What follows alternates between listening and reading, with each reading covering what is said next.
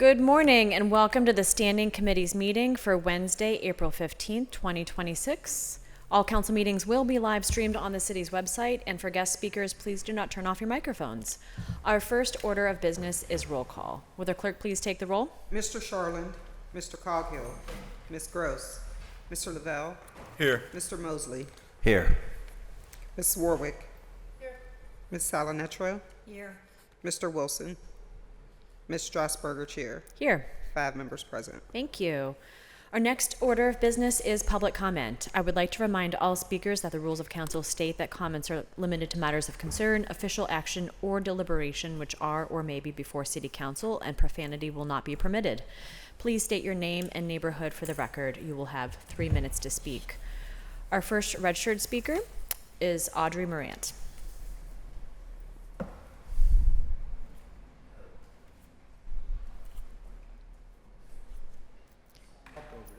Is Audrey Morant with us?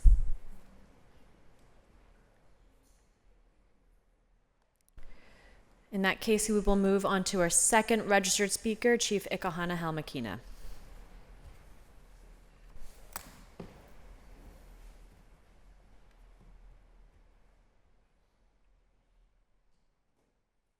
Greetings and good day, City Council. This is Ikahana Halmakina, the Grand Inca of the Iroquois Confederacy of Aboriginal American People. Today I have a unique request for City Council, and I hope that everyone who is present today is paying attention. Please ban the forever chemical, also known as PFAS, from being sold in Pittsburgh in hopes that this ban spreads throughout the 67 counties in Pennsylvania and eventually throughout the nation.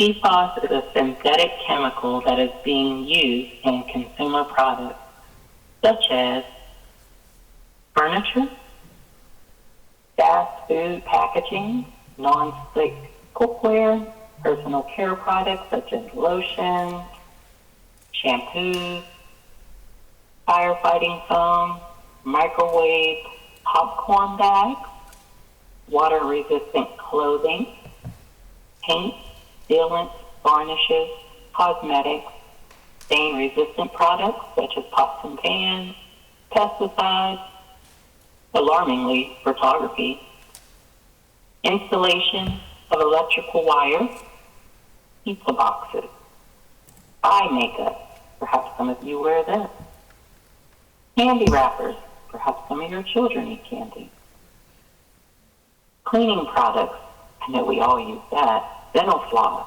hope you all use that, nail polish, adhesives, and our drinking water, just to name a few. Next week is a global holiday called Earth Day, a little celebrated holiday, but if I'm honest, this is the most important and relevant holiday that everyone on Earth should stop, pause, and evaluate their relationship with Mother Earth and do something to restore, honor, and replenish our precious planet, starting with the ban of this harmful man-made chemical, or polyfluoroalkyl, can remain in the environment for hundreds of years. Consumers are losing their lives at an alarming rate. Most consumers don't even know what PFAS chemicals are and its harmful effects. This issue is egregious, and the Attorney General of Texas agrees and has taken action and launched an investigation into a clothing company that utilizes these very chemicals. It is also found to be in other things that we use daily that if given the option to choose, I'm sure the average consumer would opt out of waterproofing clothing that results in a cancer diagnosis. After seeing the laundry list of products, I became extremely curious about women's menstrual pads and discovered that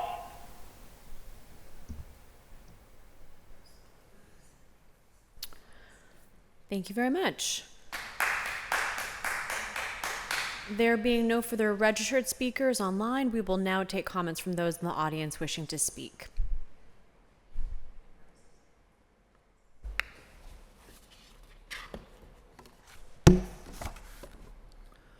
My name's Harry Liller, 438 Ruxin Street, Pittsburgh, PA, Mount Washington section. This is a letter to the Post-Gazette, a letter to the publisher. Dear John Blockhead, a Pittsburgh judge stated that you negotiated in bad faith. That should be your family's slogan. I told your editor, John Craig, that Dick Cheney was responsible for the Gulf War illness that killed over 30,000 Army soldiers. Craig laughed at me and said, I don't care. That's something you have to deal with on Judgment Day. Your paper cheated Larry Fitzgerald out of the Heisman Trophy. Ron Cook complained that it was Fitzgerald's fault. He couldn't catch the football when he was always double covered. Your featured columnist, Phony Tony Norman, a racist, obese black man, would insult and make fun of white people once a week for 20 years. He called me a joke. But when I saw him on the street, he ran into the PG building and had a security guard come outside.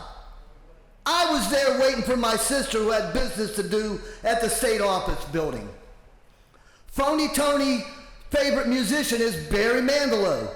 Phony Tony's favorite movie is Woody Allen's Annie Hall. How many black men would admit to that in public?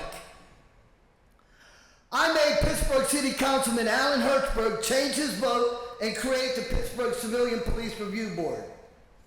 I have exposed local corruption and sent a letter to FBI Director Robert Mueller concerning Pittsburgh Mayor Tom Murphy and Pittsburgh Judge Richard King having sex with a minor at the Sheridan Station Square. I told Mueller that Allegheny County Pete DeFazio was stealing drugs from dealers to supply his prostitution ring. Pittsburgh TV station WPXI stopped Andy Gassmeyer from exposing DeFazio's prostitution ring. Mueller destroyed the letter I mailed to him, and he mailed it back to me. Your paper brags that you are one of the best. That's an oxymoron, and the emphasis on moron. Good riddance, John Blockhead. Now, I've been coming to these meetings for 30 years now. These are serious criminal acts. The FBI doesn't care about us. The Pittsburgh media doesn't care about us. Now, you all interviewed Andy Sheehan over there before the meeting started. He makes fun of me. KDKA has been committing criminal acts against my family for generations. Westinghouse owned KDKA. My grandfather worked at Westinghouse. KDKA gave a Catholic priest, Charles Owen Rice, a so-called labor priest, a brand new car to lie about my grandfather and call him a communist. They're allowed to lie, and we're not allowed to tell the truth. My time's up, but so is the Post-Gazette.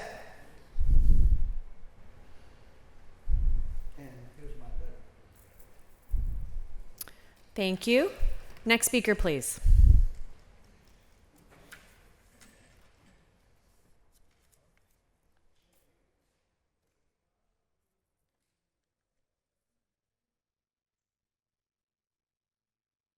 Good morning. My name is Yvonne F. Brown. I live at 715 Mercer Street. I told you up on Bedford, the high rise with 190 people. Yesterday I missed speaking, but I saw that you had quite a few proclamations, I think about 12 or so, and one was for Chris Moore. I had, when he retired in February, I had brought this sign, and it says, Chris Moore, an icon, an institution. He announced his retirement from KDKA Radio, and that his final show was in February the 15th. And I brought that up because he is, I believe, one of the best reporters that we have had. Unlike Andy Sheehan, who did the interview at 10:15 with Miss Warwick. She don't care. It's supposed to start at 10 o'clock, and there's no way you should be doing an interview. Now, I love Furlow, because Furlow would go out and they would try to get an interview. He says, no, it's city council time. Now, I will see you after city council, but I will not give you an interview during city council time. Now, that was a Furlow, and I believe that it shouldn't have been done. Now, also, in the building where I live, there are foreigners, and this one lady, I believe she was Japanese, but it was years ago, because I've been in the high rise about 15 years, but it's been some years ago that this Chinese woman came to me, and she was trying to explain something to me. Well, she couldn't speak English real well, but I knew another woman that was her same race. So I went to her house, and she came, and she was explaining to me that the man was dropping something on her head, and she went to the manager said, call the police. So when I talked to they talked to each other, they're talking, and she's saying in her language, and she said police, and the other one said, no, call the police. See, what the manager didn't understand is that Japanese in different countries, they're afraid of the police. They're afraid. So what I did was come down and I told you, which I said that you just need to call all of the apartments that there are foreign people in and have their sponsor or their interpreter to tell them if they are to call the police, not us. And they would tell them how to do it. Do you understand? We need to know how other people live in other countries so that we can make it better for all of us. We need to know, because we can die. Lack of knowledge sometimes causes death. Now, we have two little children sitting here, and they are, my time is up. When the buzzer rings, I have to stop. I'll put you back on that because you're Okay. Excuse me, good people. Come lady. Stay on this side. You're on that side. Hold your sign.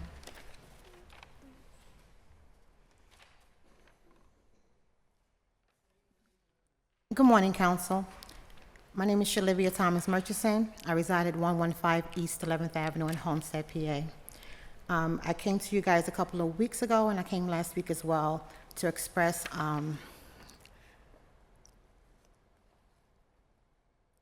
my feelings. I'll start to prepare things for you guys to polish it up, but this is not me polished at all. This is what you see after a traumatic experience, okay? My family has been traumatized by these foreigners, if you want to lack a better wording, that you're allowing to come into our state and into our communities, into our workforce, because you do not know enough about those people other than the bleeding heart that we all have for whosoever. But we need to vet these organizations, these do-gooders, these developers, much more, for lack of a better term, evasively. Like, what kind of Spanish are you? What country did you come from? No, not all of them are coming from Puerto Rico, okay? Not all of them are coming from Puerto Rico. And when they come here to this country here, we have been taught, and we teach our children, love of country, love of God. We've been teaching this to our children for generations. They come to America with no real allegiance to that flag there. And we do not know enough about how they live in their countries to allow them to come here and alter how we live here and what we stand for. My daughter here, my granddaughter here, you are currently looking at 3 generations. This is her aunt. This is what I teach to my children, to say no to drugs. But if you're bringing in cartels because they have the money and it's laundered real good, and they promise you, oh, we're going to put luxury, high-quality luxury townhomes. And you say, okay, that sounds really good. But at the end of the day, it's the people like us that have to come back to you guys and say, listen, that was a breach of the contract because they did not give what they said they were going to give. They did not give high-quality luxury townhomes. No one is against that. It sounds like, say, Planned Parenthood. Sounds good. Until they start cutting people open to take their babies' organs. Affordable housing sounds real good, like we're supposed to be doing that, until they start displacing homeowners to put up these high-quality luxury homes that are nothing more than the projects, even worse. So these are the things that I'll teach my children. Be about what you say you're about. If that's what you're really about, making the community better, revitalizing the community, then be about that. And when they're not, it's our job to come to you guys and make them stand on what they said they were going to do on paper. Yes. So I appreciate you guys. I have other things to do. But my girl said, what is your slogan? Thank you very much. Say no to drugs. Say no to drugs. Thank you. Thank you. Come on, I'm not getting no drugs today. come on. No, we're not getting no drugs today. So. Next speaker, please.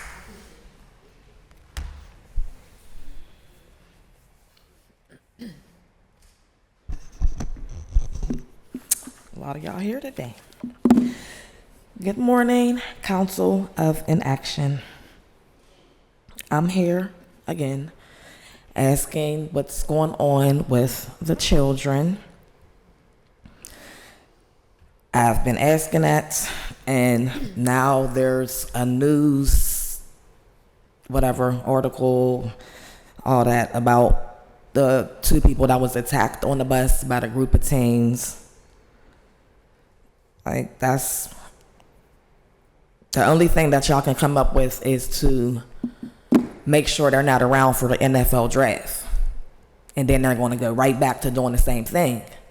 Where is the rec centers? Where is at least, like I said, if y'all don't have funding for that, fund some liaisons, fund something other than y'all pockets back to the stuff that y'all spent and getting $20 back for lunch that y'all spent, stuff like that. That's on the bills. Put real stuff on the agenda. Like, for the kids that's struggling.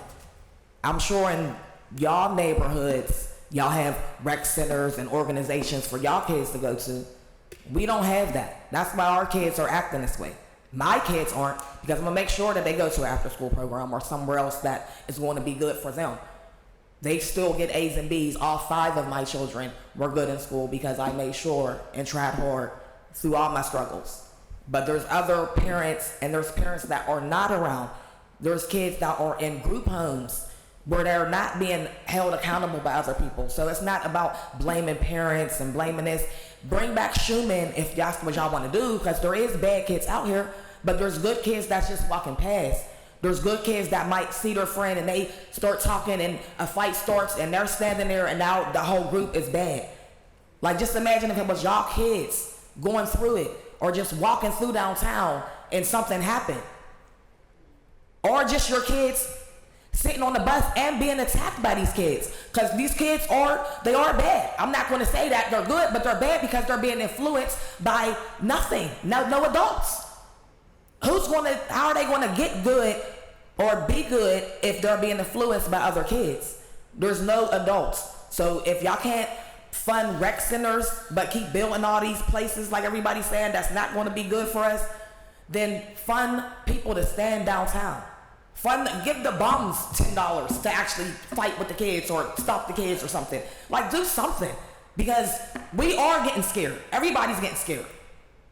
Or move y'all place down there in the middle so y'all gotta walk around at lunchtime around them kids. And I'm sure y'all come up with some type of resolution other than the cop standing around ready to shoot one of them. So can we please just do something for these kids? Because they're kids. They're not even teenagers. These are 9, 10, 11-year-old kids. 3 seconds, 4 seconds, like that. Thank you. Thank you. Next speaker, please. Good morning. Cerise Taylor, the Missing Child Special Agent Sunshine. Lord, thank you for who you created me to be.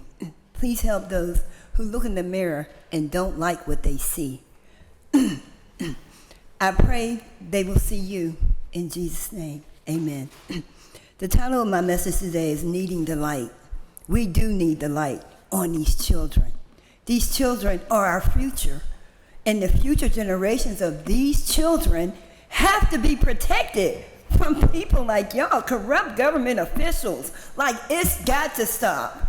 And it's going to stop by a force of nature called the Most High God. And if you don't have him in your heart, you will not be protected from this force of nature. The wrath of God is real. Y'all don't believe it is. But I promise you, you are all under judgment. Severe judgment, Mosley, severe. Whatever problems you're having, they're going to come to the light.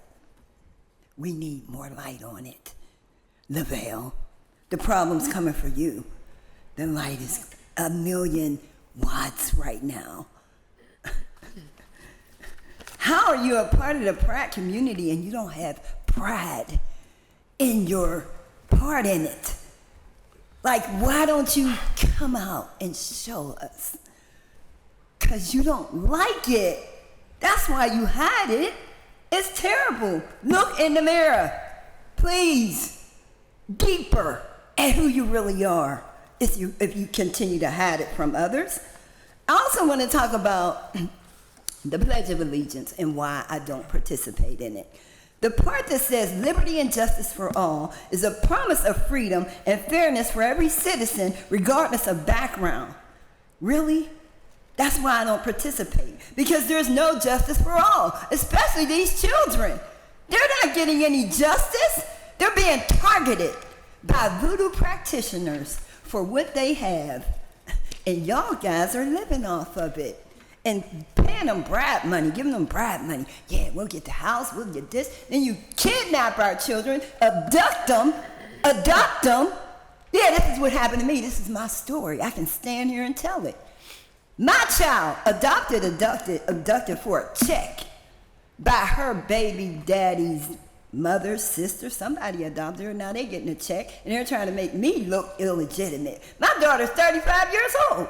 I raised her. They didn't. Now they choose to get a check. Really? In Jesus' name, I pray for their forgiveness. In Jesus' name, I pray for their forgiveness and their health and their strength. Lord, thank you for who you are. Amen. Thank you. Next speaker, please. Are there any further speakers? Seeing no further speakers, we will move on to our standing committee's agenda. And the first committee is the Finance and Law Committee. We have deferred papers. Will Madam Clerk please read all papers together? These are our budget bills. Deferred papers, Bill 278, Resolution amending Resolution 933 of 2024, which reappropriated Federal American Rescue Plan funding by updating the approved projects as outlined in Exhibit A, Version 10. Bill 279, Resolution amending Resolution 838 of 2025, which fixed the number of officers and employees of the City of Pittsburgh for the 2026 fiscal year and the rate of compensation thereof, and set maximum levels for designated positions by eliminating one division chief and adding one assistant chief in the Department of Public Safety, Bureau of Emergency Medical Services. Bill 280, Resolution amending Resolution 841 of 2025, which authorized appropriations, salaries, and capital expenditures of the Parks Trust Fund for the 2026 fiscal year, beginning January 1, 2026, by increasing the spend amount by $500,000. And Bill 285, Resolution amending Resolution 835 of 2025, which made appropriations to pay the expenses of conducting the public business of the City of Pittsburgh and for meeting the debt charges thereof for the fiscal year beginning January 1st, 2026. Motion to approve all bills. Second. Second. Thank you. So here's how we're going to do this, and I would like to ask Budget Director Kirsten Walmsley to join us at the table in case her knowledge and information is needed. So we do have accompanying documents for each of the bills, including each individual line item amendment.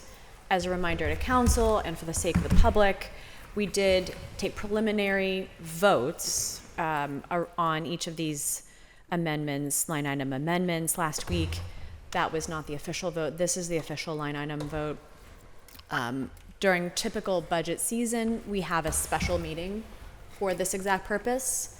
Given that this is a budget reopener, we are integrating it into our council standing committees meetings. So we will be taking similar votes that we took last week on each of the amendments, and you have the ARPA amendments as well. The last thing I'll say is that any amendments to the amendments that were technical in nature from the administration have been integrated in here. So for instance, there were 2 line items that had to be changed or removed. Those have been made, and that's in here. It's reflected in here. So with that, is there any discussion prior to each of these line items? Seeing none, we will move on to amendments to the summary of amendments. We have, we'll take the first two from council first and then move on to the remainder. So will the clerk please read Amendment 1? On 285? On 285, please. Number 1 is move vehicle funding from Bureau of Emergency Medical Services to the Bureau of Fire and Department of Public Works, Bureau of Environmental Services, budget neutral in 2026 and across 5-year plan. Is there a motion? Second. Discussion? Councilmember Warwick. Yeah, so, we talked about this at length last time. I don't think we need to belabor it again. However, just to clarify again for the public, UPM, the taxpayers put in $10 million in new taxes into vehicles. UPMC made a donation of $5 million into EMS vehicles. And then we had money that was in operating budget for EMS vehicles. We do not, apparently we don't need as many EMS vehicles as that money would account for. And however, we have dire needs in other departments for vehicles. So my strong feeling is that we should not be moving this money out of vehicles. We should be keeping it in the pot for vehicles in general. I understand that in the outer years, the administration's made a commitment or said that they are committed to keeping that money in vehicles. However, there's no guarantee, right? If it just goes into PAYGO, there's no guarantee. So my feeling is certainly for 2026 and 2027, that money should stay in vehicles, which, as the public knows, with our inability to get the snow up, we have fire stations with trucks that are not functional. We have garbage trucks, almost a fourth of our garbage trucks that have been broken down at a given time. Our forestry department is desperate for vehicles, and so on and so forth. So again, not going to belabor this. The taxpayers expect us to provide the city services that they pay for and that they are now paying more for, and we cannot provide those services without adequate and consistent and long-term vehicle funding. So it's great that everyone has ponied in some money for taxpayers, UPMC, a little bit from PNC for 2026, but that needs to continue in 2027, and that's not what's happening here. So that's it for me. Thank you. Thank you. Councilman Wilson. Yeah, I just want to make sure that we're having a full understanding of what's happening here. And I'd like to invite the budget team from OMB to come up if they like. Imagine there's probably some more questions that might come up throughout the packet here. Maybe.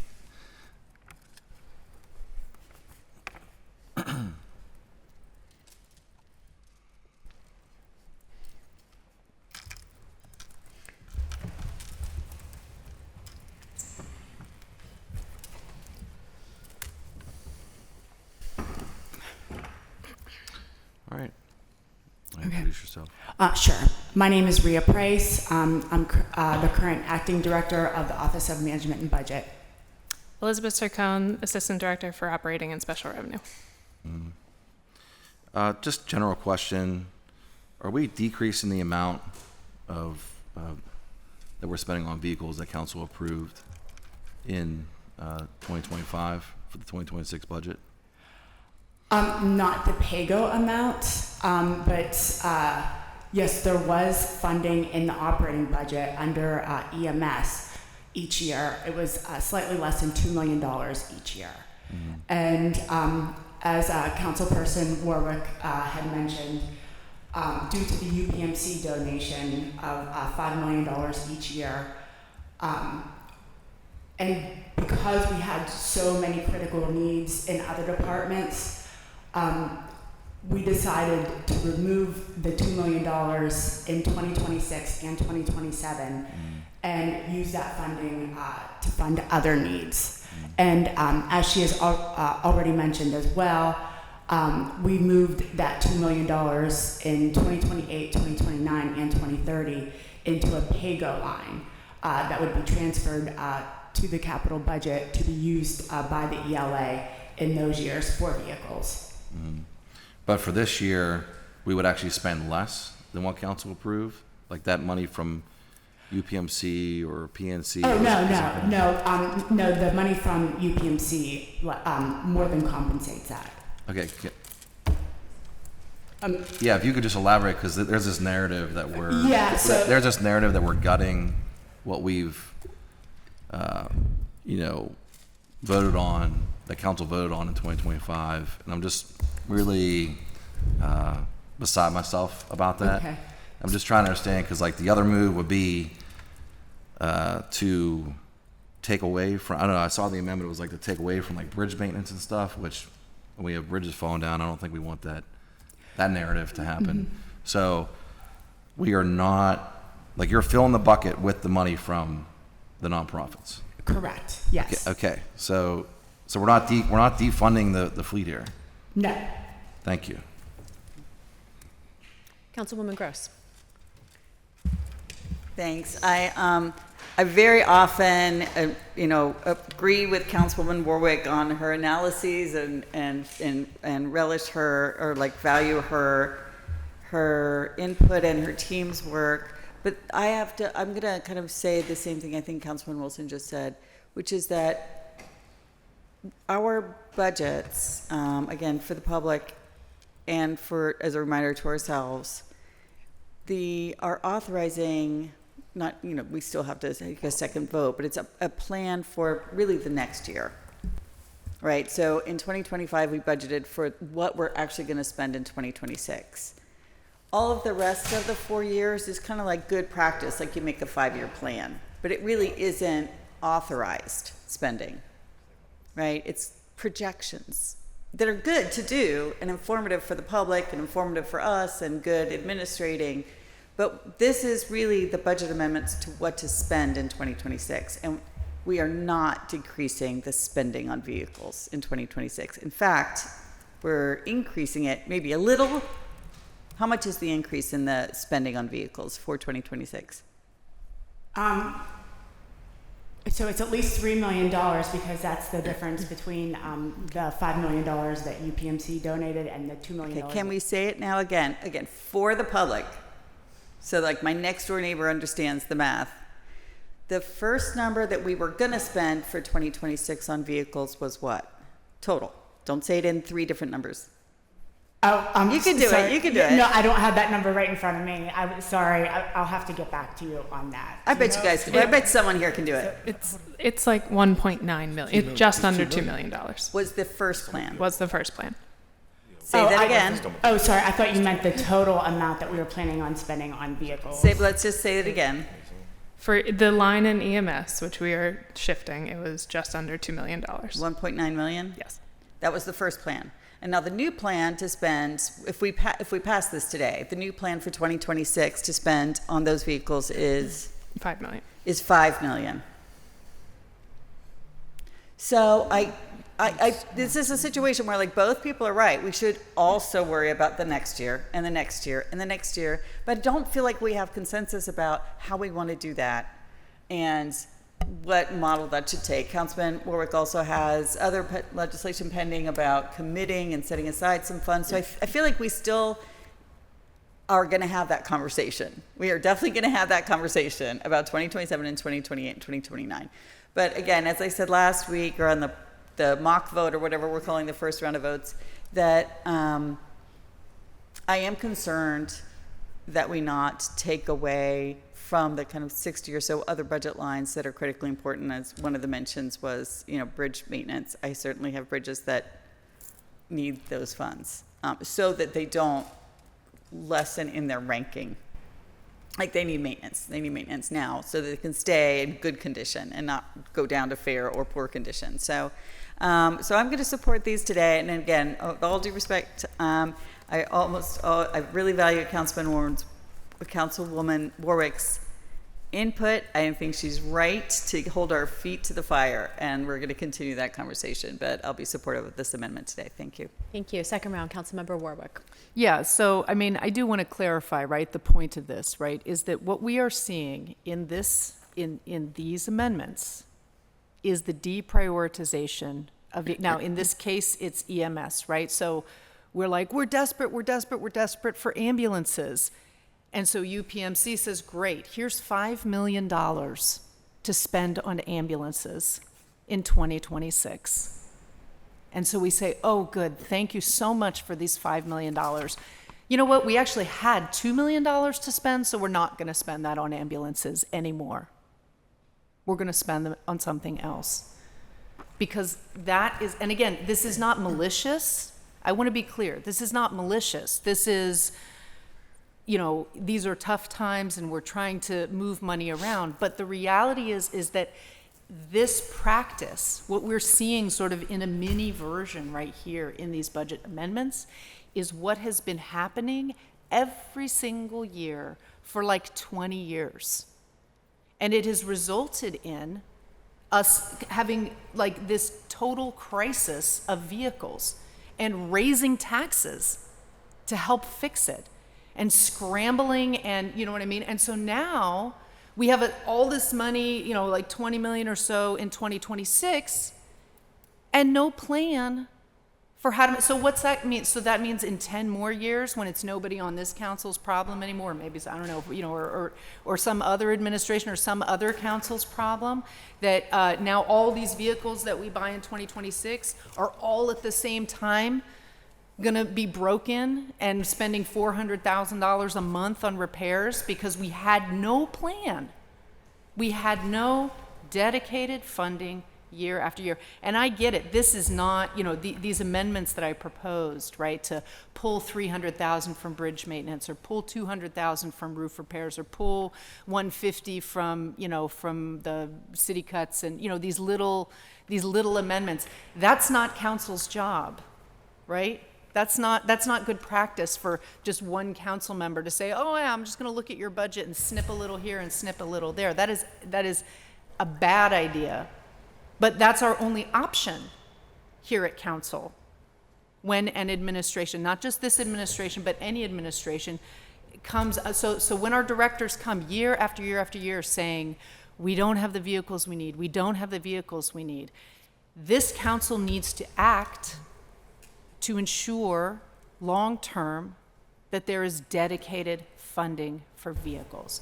And I get that this is, you know, this is sort of a political conversation more than a practical conversation about this budget today, right now. But we are seeing this demonstrated in real time, how you can always push off vehicles. You can always cut a little bit off vehicles. You can always get an extra year out of that garbage truck. You can always get an extra 5 years out of that fire truck. And you can always do that until all of a sudden you can't. And the streets can't get plowed. And neighborhoods like Oakland and downtown go a full week without a ladder truck. And garbage is, you know, and you have a quarter of your refuse fleet on a given day out of service. Our workers can't work under these conditions, and I just feel like, again, I understand that today these amendments aren't going to happen. I get it, right? But this is about the conversation, and this is about the need for dedicated funding for vehicles for the long term. Not this administration, but administrations in the future. Because vehicles are always the thing that gets cut. So, and they're the thing that we rely on most to actually deliver our you know, outside of our people, right? Outside of the workers, it's the vehicles, right? That's how we deliver our services, the vast majority of our services to residents. So, okay, thank you. Thank you. Councilman Coghill. Thank you, Madam Chair. Well, I first just want to start by saying nobody's more active than me as to the fleet goes. I had 2 post agendas going back 3 or 4 years. Brought the awareness to the crisis that we are in as far as our vehicles go. I've been serving on the Equipment Leasing Authority Board for, I want to say, 6 years now. I'm always promoting that we get new vehicles. I think, knowing the director, Furman, and the consensus as the room goes in the Equipment Leasing Authority Board meetings, that everybody would love a steady funding stream. I would prefer a steady funding stream. However, the times that we're in and the unexpected debt that we did not see coming requires us to move money. And I'm thankful that we were able to secure, the mayor was able to secure that funding from the nonprofits in order to give us the flexibility that we are exercising right now. So I think this administration's made it clear that the fleet is top of mind and the highest of priorities. I think we've demonstrated that. I think they've demonstrated that. So I have no problem with moving these monies from that, especially knowing overall we're still not spending less than what we set out to do. Thankfully, we have the flexibility to move that money. In the outer years, as Councilwoman Gross said, they're just a projection. We know that our debt's going to be coming down in the future. I think also I want the mayor to have the opportunity. Knowing the mayor like I do, he's not done, trying to secure funds for fleet. I think that's ideal. I think the nonprofits like that their money's going into something substantial that they see actually delivers their patients, right? I mean, so it just makes sense. I'd like a steady fund to see come from the nonprofits, and maybe the mayor will get us there. I don't know, but I know he's secured these funds. Thankfully, it gives us the flexibility to move and do what we have to do to cover the unexpected expenses that none of us foresaw, and it's a position we're in. So someday, in the perfect world, I think 4 or 5 years down the road, maybe even sooner, that we could have a dedicated fund just toward fleet. But what was most important to me, because I speak to the EMS, fire, and police, I lobbied hard for many police cruisers a few years back. None of you, I think, were in the position. But what was important to me was fire. Because of the delay time that it takes to get their apparatus and their equipment. So at our last ELA meeting, that Sharon, what's Sharon's last name? Warner? Warner. Yeah, Warner, yeah. So she made it clear that the bulk of the monies left, which is somewhere around a little north of $7 million, will be used for fire. And I know that makes their representatives happy, and it makes me comfortable too. Yes, we have gaps, we have holes to fill, we're going to need vehicles still. We'll find a way to do that, but for now we have to pay other bills with some of that money. So that's just my thoughts on it, and I appreciate it, Madam Chair. Thank you. Thank you, Councilman Wilson. Thanks. We can go back and forth, with comments, because I'm just gonna, every time I hear that I'm about to take a vote to deprioritize the fleet, I'm gonna correct that. So we can go back and forth. But the fact is, we're not doing that, and we should correct that narrative.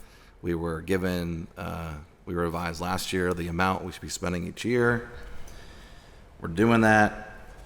In here, we're continuing to do that. We're filling that money, whether you think we should get more money from nonprofits or less money. I have no idea, what the public thinks on that. We didn't have some big engagement on that, but obviously everyone thinks they should pay their fair share. And here we're starting to see, efforts to do that. But that's beside the point, because we're just literally looking at the amount that we approved is not going. It's only going to go up, but we're not deprioritizing. So I just want to make sure we correct that narrative, since council was a body, and I wasn't included. That took steps to, increase taxes and make hard decision. And I think this council should be celebrated for that, especially the members who,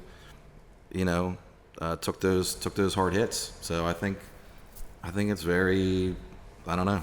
Like I said, I'm just beside myself. We continue to try and talk about this narrative that we're deprioritizing when we actually follow through with the advice of our budget leadership in prior years, and we committed to the amount of money, and that money is still going forward to fund the vehicles that we expect to be funded.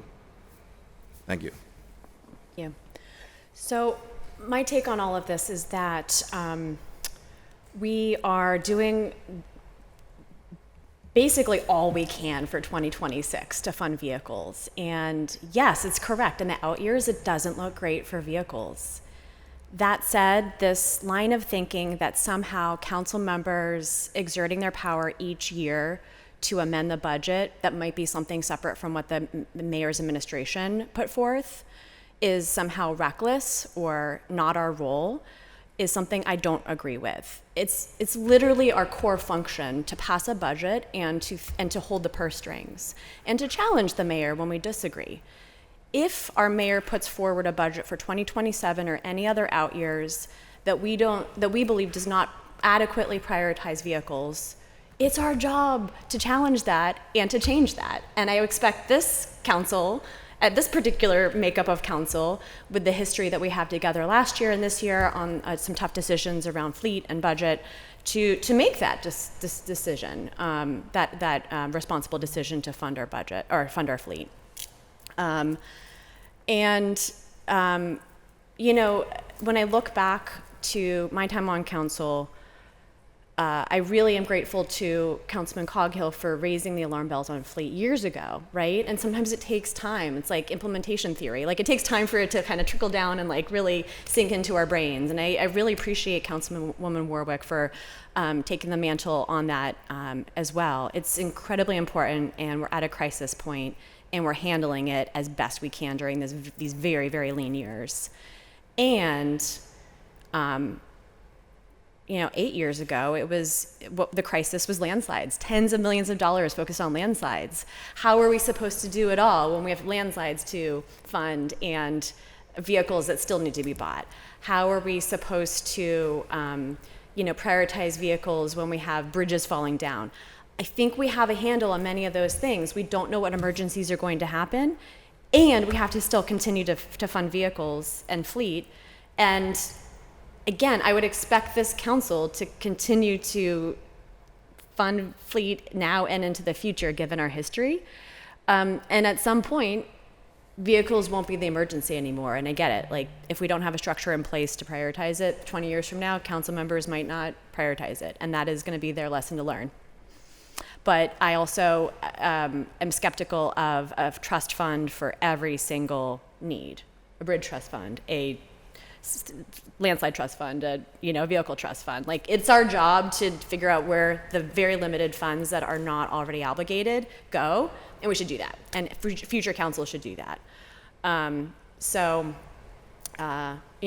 we have the population that our infrastructure calls for, 500, 600,000, we're going to be playing whack-a-mole with our capital needs and our infrastructure needs. We're going to have to make hard decisions and prioritize, and it's not going to be perfect. But this is where we are, and I think we're doing a decent job of funding vehicles and fleet for 2026, and we just have to keep on it for future years as well. So I would expect that for future budget cycles, including next year's. Can I just provide some additional information? Absolutely. So I just wanted to let everybody know that City Council, in the budget that you passed $20 million, or $20,188,019 for vehicles. Under these amendments, and that includes the elimination of the operating funds in EMS for vehicles, the total new amount for vehicles is $26,188,019. Okay, so that's $6 million more than council passed at the end of December. Thank you. Councilman Mosley. I would like to echo the sentiments of my esteemed colleague, Councilwoman Gross, that two things can be true at the same time. Clearly, based on the information, we were just given, I'm proud to say I was part of the council that made a historic investment in our fleet, and I appreciate Councilwoman Warwick's tenacity, and dogged commitment to continuing those kind of historic investments in the fleet. And I do think that, that is something that we have to remain vigilant on, throughout the year and as we move to budget season later this year. But I do want the public to know that, it was this council that took the historic step of making a historic investment, as well as the work of the new administration adding to that historic investment, but also that our work is not done.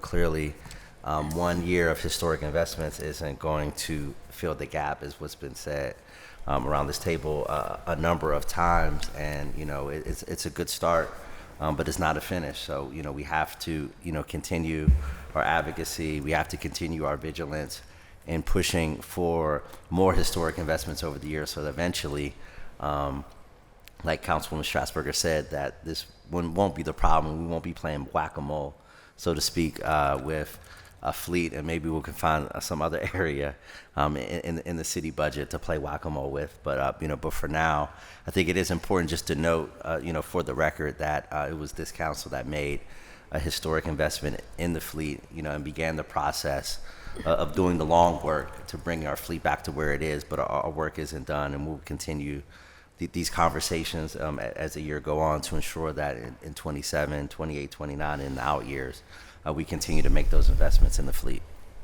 Thank you. Okay, with that, all in favor of Amendment 1, please say aye. Aye. Aye. Aye. Isn't that Barb? Amendment So we were to vote 1, no on that. as a reminder, Amendment 1 would negate the mayor's several different. So an aye vote on Amendment 1 would negate some of the mayor's, and a no vote would not. So, all in favor of Amendment 1, please say aye. Aye. No? Abstentions? No. No. Noes have it. Amendment 2.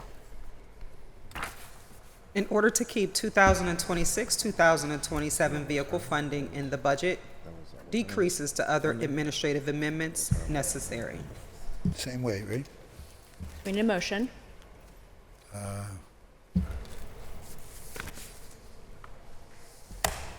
Anyone, a motion? Well, this is not to approve if I'm voting. I'm voting. You can still motion to approve in a second, just to discuss motion it. approve Yeah. discussion. Yeah, and a second? We gotta go through all these. Second. Second discussion? Oh, I don't, I No. mean, we've Okay. had the discussion. This is all. Okay, all one so thing, this is similar to Amendment 1. All in favor of Amendment 2, please say aye. Aye. No? No. Abstentions? No? Noes have it. Thank you. Amendment 3. Increase payroll preparation tax for 2026, $8 million increase in 2026. Motion to approve. Second. Discussion? Seeing none, all in favor, please say aye. Aye. Aye. Noes? Abstentions? Ayes have it. Amendment 4. Decrease charges for No, services just to those two. account for the ARLE funding not anticipated until 2027, $1,868,832 decrease in 2026. Approve. Second. Discussion?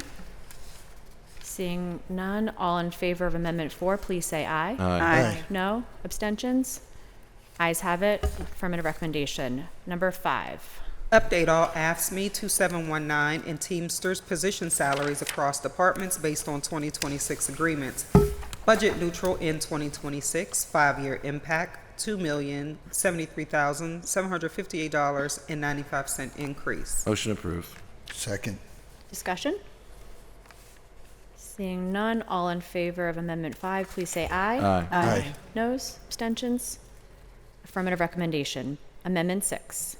Increase funding for premium pay in the Commission on Human Relations, $2,000 increase in 2026, 5-year impact, $10,000 increase. Approve. Second. Discussion? Seeing none, all in favor of Amendment 6, please say aye. Aye. Aye. Your noes? Abstentions? Ayes have it, affirmative recommendation. Amendment 7. Increase funding for bridge maintenance in the Department of Mobility and Infrastructure, $800,000 increase in 2026, 5-year impact, $3,200,000 increase. Motion approved. Second. Discussion? Seeing none, all in favor of Amendment 7, please say aye. Aye. Affirmative recommendation. Amendment 8. Increase funding for premium pay in the Department of Mobility and Infrastructure, $100,000 increase in 2026. 5-year impact is a $500,000 increase. Motion approved. Second. Discussion? Seeing none, all in favor of Amendment 8, please say aye. Aye. Aye. Affirmative recommendation. Amendment 9. Decrease 2026 funding for the ARLE machinery and equipment in the Department of Mobility and Infrastructure, $1,028,832 decrease in 2026. Motion approved. Second. Discussion? Seeing none, all in favor of Amendment 9, please say aye. Aye. Affirmative recommendation. Amendment 10. Increase 2026 funding for natural gas in the Department of Public Works Bureau of Administration, $300,000 increase in 2026. Motion approved. Second. Discussion? Seeing none, all in favor of Amendment 10, please say aye. Aye. Affirmative recommendation. Amendment 11.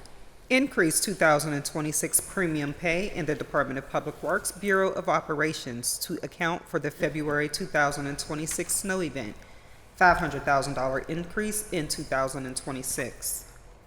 Motion approved. Second. Discussion? Seeing none, all in favor of Amendment 12, please say aye. Aye. Aye. Affirmative recommendation. Amendment 13. In 12. I apologize. Amendment 12. Increase 2026 funding in the Department of Public Works Bureau of Operations to account for emergency snow removal services during the February 2026 snow event, $1,706,755.89 increase in 2026. Motion approved. Second. Discussion? Seeing none, all in favor of Amendment 12, please say aye. Aye. Affirmative recommendation. Amendment 13. Add one heavy equipment operator to the Department of Public Works Bureau of Operations, $79,447 increase in 2026, with a 5-year impact of $422,131 increase. Motion approved. Second. Discussion? Seeing none, all in favor of Amendment 13, please say aye. Aye. Affirmative recommendation. Amendment 14. Add one coordinator, support services to the Department of Public Works Bureau of Operations, $86,388 increase in 2026. 5-year impact, $442,743 increase. Motion approved. Second. Discussion? Seeing none, all in favor of Amendment 14, please say aye. Aye. Affirmative recommendation. Amendment 15. Remove 2 laborer positions from the Department of Public Works Bureau of Operations, a $128,342 decrease in 2026. 5-year impact of $682,282 decrease. Motion approved. Second. Discussion? Seeing none, all in favor of Amendment 15, please say aye. Aye. Affirmative recommendation. Amendment 16. Remove 1 neighborhood engagement coordinator from the Department of Public Works Bureau of Operations, $80,205 decrease in 2026, with a 5-year impact of $411,194 decrease. Motion approved. Second. Discussion? Seeing none, all in favor of Amendment 16, please say aye. Aye. Affirmative recommendation. Amendment 17. Decrease the 2026 funding for vehicles in the Department of Public Works Bureau of Operations, a $680,352 decrease in 2026. Motion approved. Second. Discussion? Seeing none, all in favor of Amendment 17, please say aye. Aye. Affirmative recommendation. Amendment 18. Increase funding for healthcare related to Teamsters in the Department of Public Works Bureau of Environmental Services, a $50,000 increase in 2026, with a 5-year impact of $250,000 increase. Motion approved. Second. Discussion? Seeing none, all in favor of Amendment 18, please say aye. Aye. Affirmative recommendation. Amendment 19. Add one director, DPW Facilities in the Department of Public Works, Bureau of Facilities, $155,006 increase in 2026. 5-year impact, $792,764 increase. Motion approved. Second. Discussion? Seeing none, all in favor of Amendment 19, please say aye. Aye. Aye. Affirmative recommendation. Amendment 20. Add funding to the Department of Public Works, Bureau of Facilities for roof replacements and boiler rooftop unit replacements, $2,556,352 increase in 2026. 5-year impact, $3,756,352 increase. Motion approved. Second. Discussion? Seeing none, all in favor of Amendment 20, please say aye. Aye. Affirmative recommendation. Amendment 21. Upgrade one division chief to assistant chief in the Bureau of Emergency Medical Services, $11,227 increase in 2026, with a 5-year impact of $57,320 increase. Motion approved. Second. Discussion? Seeing none, all in favor of Amendment 21, please say aye. Aye. Affirmative recommendation. Amendment 22. Decrease funding in the Bureau of Emergency Medical Services for vehicles, $1,956,750 decrease in 2026, with a 5-year impact of $9,891,750 decrease. Motion approved. Second. Discussion? Seeing none, all in favor of Amendment 22, please say aye. Aye. Aye. No. 1 no. Noted. Affirmative recommendation. Amendment 23. Make a technical correction in the Bureau of Fire for the fire chief and deputy chief rates, $17,239.44 increase in 2026, 5-year impact of $103,360.91 increase. Motion approved. Second. Discussion? Seeing none, all in favor of Amendment 23, please say aye. Aye. Affirmative recommendation. Amendment 24. Remove the emergency management allowance in the Bureau of Fire, $10,000 decrease in 2026, with a 5-year impact of a $50,000 decrease. Motion approved. Second. Discussion? Seeing none, all in favor of Amendment 24, please say aye. Aye. Affirmative recommendation. Amendment 25. Update the 2026 active healthcare numbers across departments, a $5 million increase in 2026. Motion approved. Second. Discussion? Councilman Wilson. Yeah, I mean, I think it's imperative that we update these numbers and also continue to put money into the healthcare buckets that we realized weren't funded. So I appreciate the administration figuring this out. Thank you. Further discussion? Seeing none, all in favor of Amendment 25, please say aye. Aye. Aye. Affirmative recommendation. Amendment 26. Add funding in the Department of Human Resources to begin restoring funding to the VIVA Trust Fund that was drawn down in 2025. $3,500,000 increase in 2026. 5-year impact, a $7 million increase. Motion approved. Second. Discussion? Seeing none, all in favor of Amendment 26, please say aye. Aye. Affirmative recommendation. Amendment 27. Increase the 2026 funding for retiree health care in the Department of Human Resources, $6 million increase in 2026. Motion approved. Second. Discussion? Seeing none, all in favor of Amendment 27, please say aye. Aye. Aye. Affirmative recommendation. Amendment 28. Upgrade one Director of Human Resources to Chief of Labor Relations, Director of Human Resources in the Department of Human Resources and Civil Service, $4,409 increase in 2026, with a 5-year impact of $22,454 increase. Motion approved. Second. Discussion? Seeing none, all in favor of Amendment 28, please say aye. Aye. Affirmative recommendation. Amendment 29. Upgrade one Assistant Director to Deputy Director in the Department of Human Resources and Civil Service, $7,408 increase in 2026, 5-year impact, $36,928 increase. Motion approved. Second. Discussion? Seeing none, all in favor of Amendment 29, please say aye. Aye. Aye. Affirmative recommendation. Amendment 30. Remove one senior HR specialist in the Department of Human Resources and Civil Service, $71,546 decrease in 2026, with a 5-year impact of $370,308 decrease. Motion approved. Second. Discussion? Seeing none, all in favor of Amendment 30, please say aye. Aye. Aye. Affirmative recommendation. Amendment 31. Upgrade 3 HR specialists from 15G to 17G in the Department of Human Resources and Civil Service, $30,026 increase in 2026, 5-year impact, $153,868 increase. Motion approved. Second. Discussion? Seeing none, all in favor of Amendment 31, please say aye. Aye. Aye. Affirmative recommendation. Amendment 32. Remove one 311 call center representative from the Department of Innovation and Performance, $61,398 decrease in 2026, 5-year impact of $325,188 decrease. Motion approved. Discussion? Seeing none, all in favor of Amendment 32, please say aye. Aye. Affirmative recommendation. Amendment 33. Remove one systems administrator from the Department of Innovation and Performance, a $96,390 decrease in 2026, 5-year impact of $493,770 decrease. Motion approved. Second. Discussion? Seeing none, all in favor of Amendment 33, please say aye. Aye. Aye. Affirmative recommendation. Amendment 34.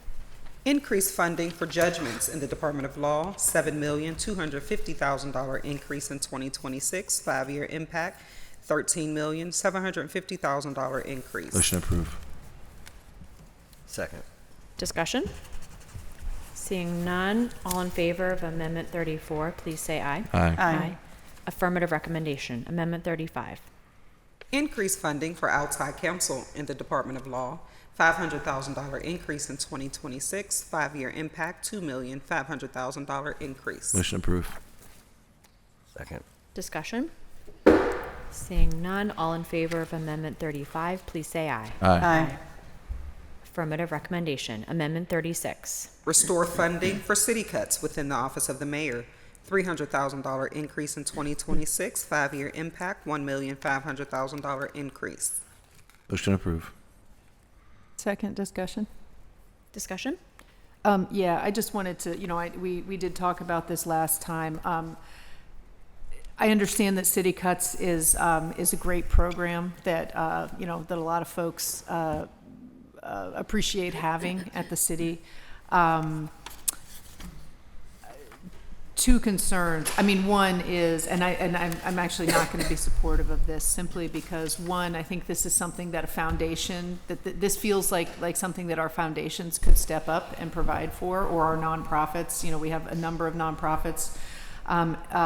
It's just a small amount of money, but, all we're talking, I mean, that's what makes up a budget, lots of little pieces of money, right? And this really does feel like a nice to have. I would be supportive if there was some kind of guarantee from the administration that this was income-based, right? And I know in my district that there are a number of folks who take advantage of this program, right? They call, they sign up, they get in line first, and that's the way the program works. And so there are many folks who do not take advantage of this program either because they don't know about it or they, don't sign up who really could use that, whatever it is to get your lawn cut. They really do not have those financial means. But so just kind of as the program operates at the moment where there is no income requirement or, requirement to sign up, and also just kind of that it does feel like a nice to have. I'm gonna vote no on this one today. Thank you. Further discussion? Councilwoman Gross. I actually think it's a great suggestion. I'm glad we're refunding it. I think it's a good program. And I'm very sensitive in my district to especially seniors who are getting PLI citations because it's done in a predatory manner by people who are trying to get their houses from them. We've had numerous examples, and residents are very sensitive to support their neighbors. Not always seniors, sometimes people who are just, under-resourced, right, low income, or struggling in some other way. And so what I think we need to is a challenge for the city to do is to discern when it's kind of malicious or weaponized 311 call. It does happen. It certainly happens sometimes just with feuding neighbors, but sometimes it happens because a flipper wants a house and they're just going to go after it by any means necessary. They're going to pay people to pretend to be a nice young buyer. They're going to file repeated 311s just because of a loose gutter or a high grass. And it's possible if we are going to administrate this program differently, I think we should vote in support of this amendment today, and I think we should fund it. That we, is there a way, I don't know the answer to this, where we can be sensitive to the needs of the household, whether that's income-based or just vulnerability to housing insecurity because someone's trying to rip them off. I don't know how that would work out, but it's just a thought. But I'm going to support refunding that program because it's part of a complicated dynamic, I think. Further discussion? Seeing none, all in favor of Amendment 36, please say aye. Aye. Noes, abstentions, 1 no. Affirmative recommendation. Amendment 37. Add funding, add funding for interns within the Office of the Mayor, $50,000 increase in 2026, 5-year impact, $250,000 increase. Motion approved. Second. Discussion? Seeing none, all in favor of Amendment 37, please say aye. Aye. Affirmative recommendation. Amendment 38. Restore funding for Love Your Block, restore funding for Love Your Block within the Office of the Mayor, $20,000 increase in 2026, 5-year impact, $100,000 increase. Motion approved. Second. Discussion? Seeing none, all in favor of Amendment 38, please say aye. Aye. Affirmative recommendation. Amendment 39. Move memberships and professional services associated with the Office of Business Diversity from the Office of the Mayor to the Office of Management and Budget to align with 2026 staffing, budget neutral in 2026 and across 5-year plan. Motion approved. Second. Discussion? Seeing none, all in favor of Amendment 39, please say aye. Aye. Affirmative recommendation. Amendment 40. Increase 2026 funding for memberships and professional services in the Office of Management and Budget, $20,321 increase in 2026. Motion approved. Second. Discussion?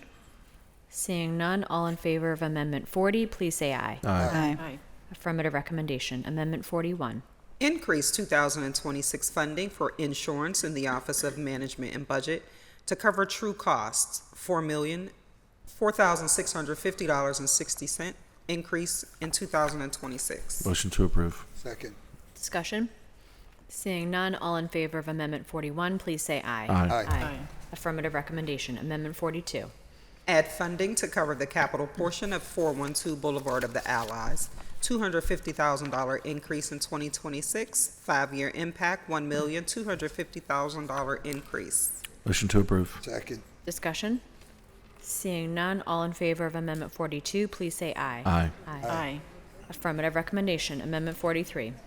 Downgrade director position to deputy director in the Office of Management and Budget, $39,916 decrease in 2026, 5-year impact, $207,741 decrease. Motion approved.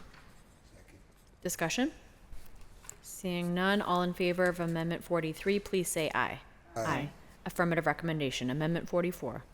Change title of Chief Financial Officer to Chief Financial Officer, Director of the Office of Management and Budget, budget neutral in 2026 and across the 5-year plan. Motion approved. Second. Discussion? Seeing none, all in favor of Amendment 44, please say aye. Aye. Affirmative recommendation. Amendment 45. Increase 2026 funding to cover fuel expenses in the Office of Management and Budget, $550,000 increase in 2026. Motion approved. Second. Discussion? Seeing none, all in favor of Amendment 45, please say aye. Aye. Affirmative recommendation. Amendment 46. Increase 2026 funding to cover non-target fleet repairs in the Office of Management and Budget, $2 million increase in 2026. Motion approved. Second. Discussion? Seeing none, all in favor of Amendment 46, please say aye. Aye.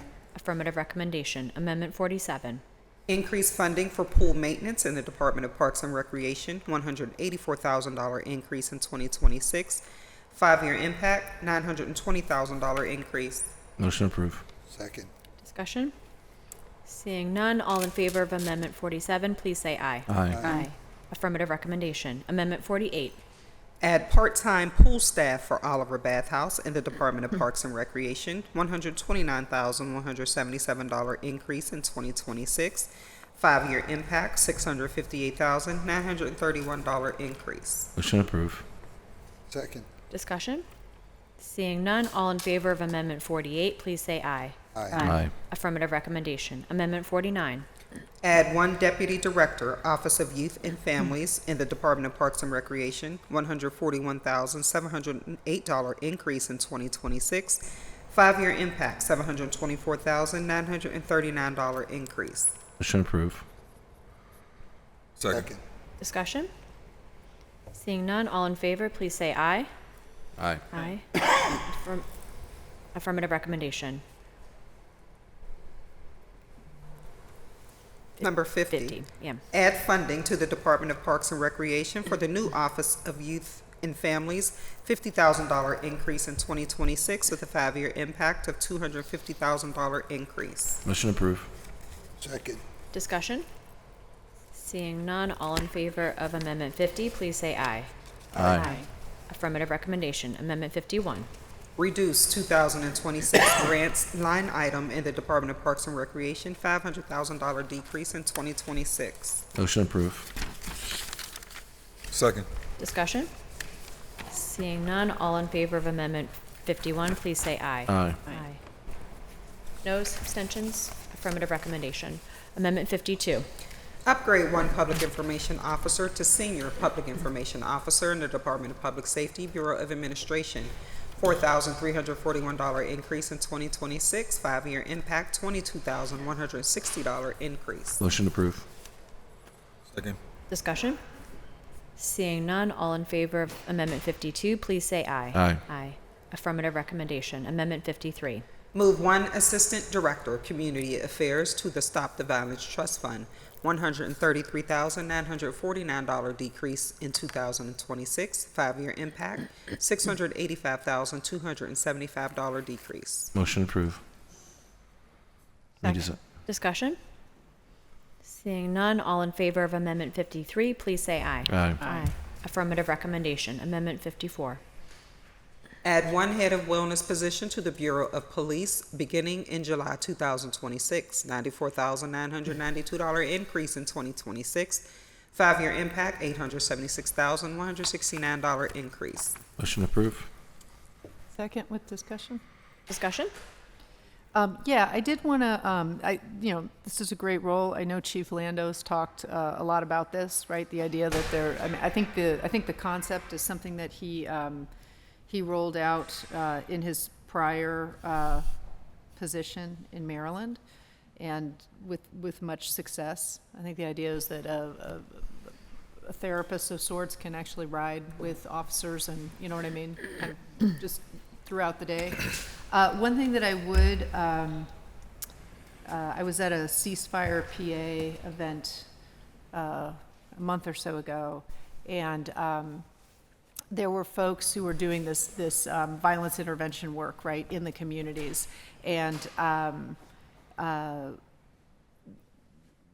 folks who are doing that work, I just wanted to remind folks that they too are, these are also people who wear bulletproof vests when they go to work, right? These are also folks who are engaging with very volatile, potentially volatile situations. And so, and that also has, takes an incredible toll, right, on one's mental health. It's just very, very stressful. So, you know, while we have, you know, this is great that we're bringing this on for our officers, but if whether looking forward or maybe if there's additional capacity for this one role, for this person's role, if those folks who are also doing, who are not officers but who are also doing our violence intervention, violence interruption work, could have access to some of this service sometime, that would be nice. Further discussion? Seeing none, all in favor of Amendment 54, please say aye. Aye. Aye. Affirmative recommendation. Amendment 55. Add funding for a new professional development contract in the Bureau of Police, $103,186 increase in 2026. 5-year impact, $951,584 increase. Motion approved. Second. Discussion? Seeing none, all in favor of Amendment 55, please say aye. Aye. Affirmative recommendation. Amendment 56. Add 2026 funding for retiree dental costs in the Department of Human Resources and Civil Service, $90,000 increase in 2026. Motion approved. Second. Discussion? Seeing none, all in favor of Amendment 56, please say aye. Aye. Aye. Affirmative recommendation. Amendment 57. Add PJCBC union benefit for seasonal laborers in the Department of Human Resources and Civil Service, $324,784.89 increase in 2026.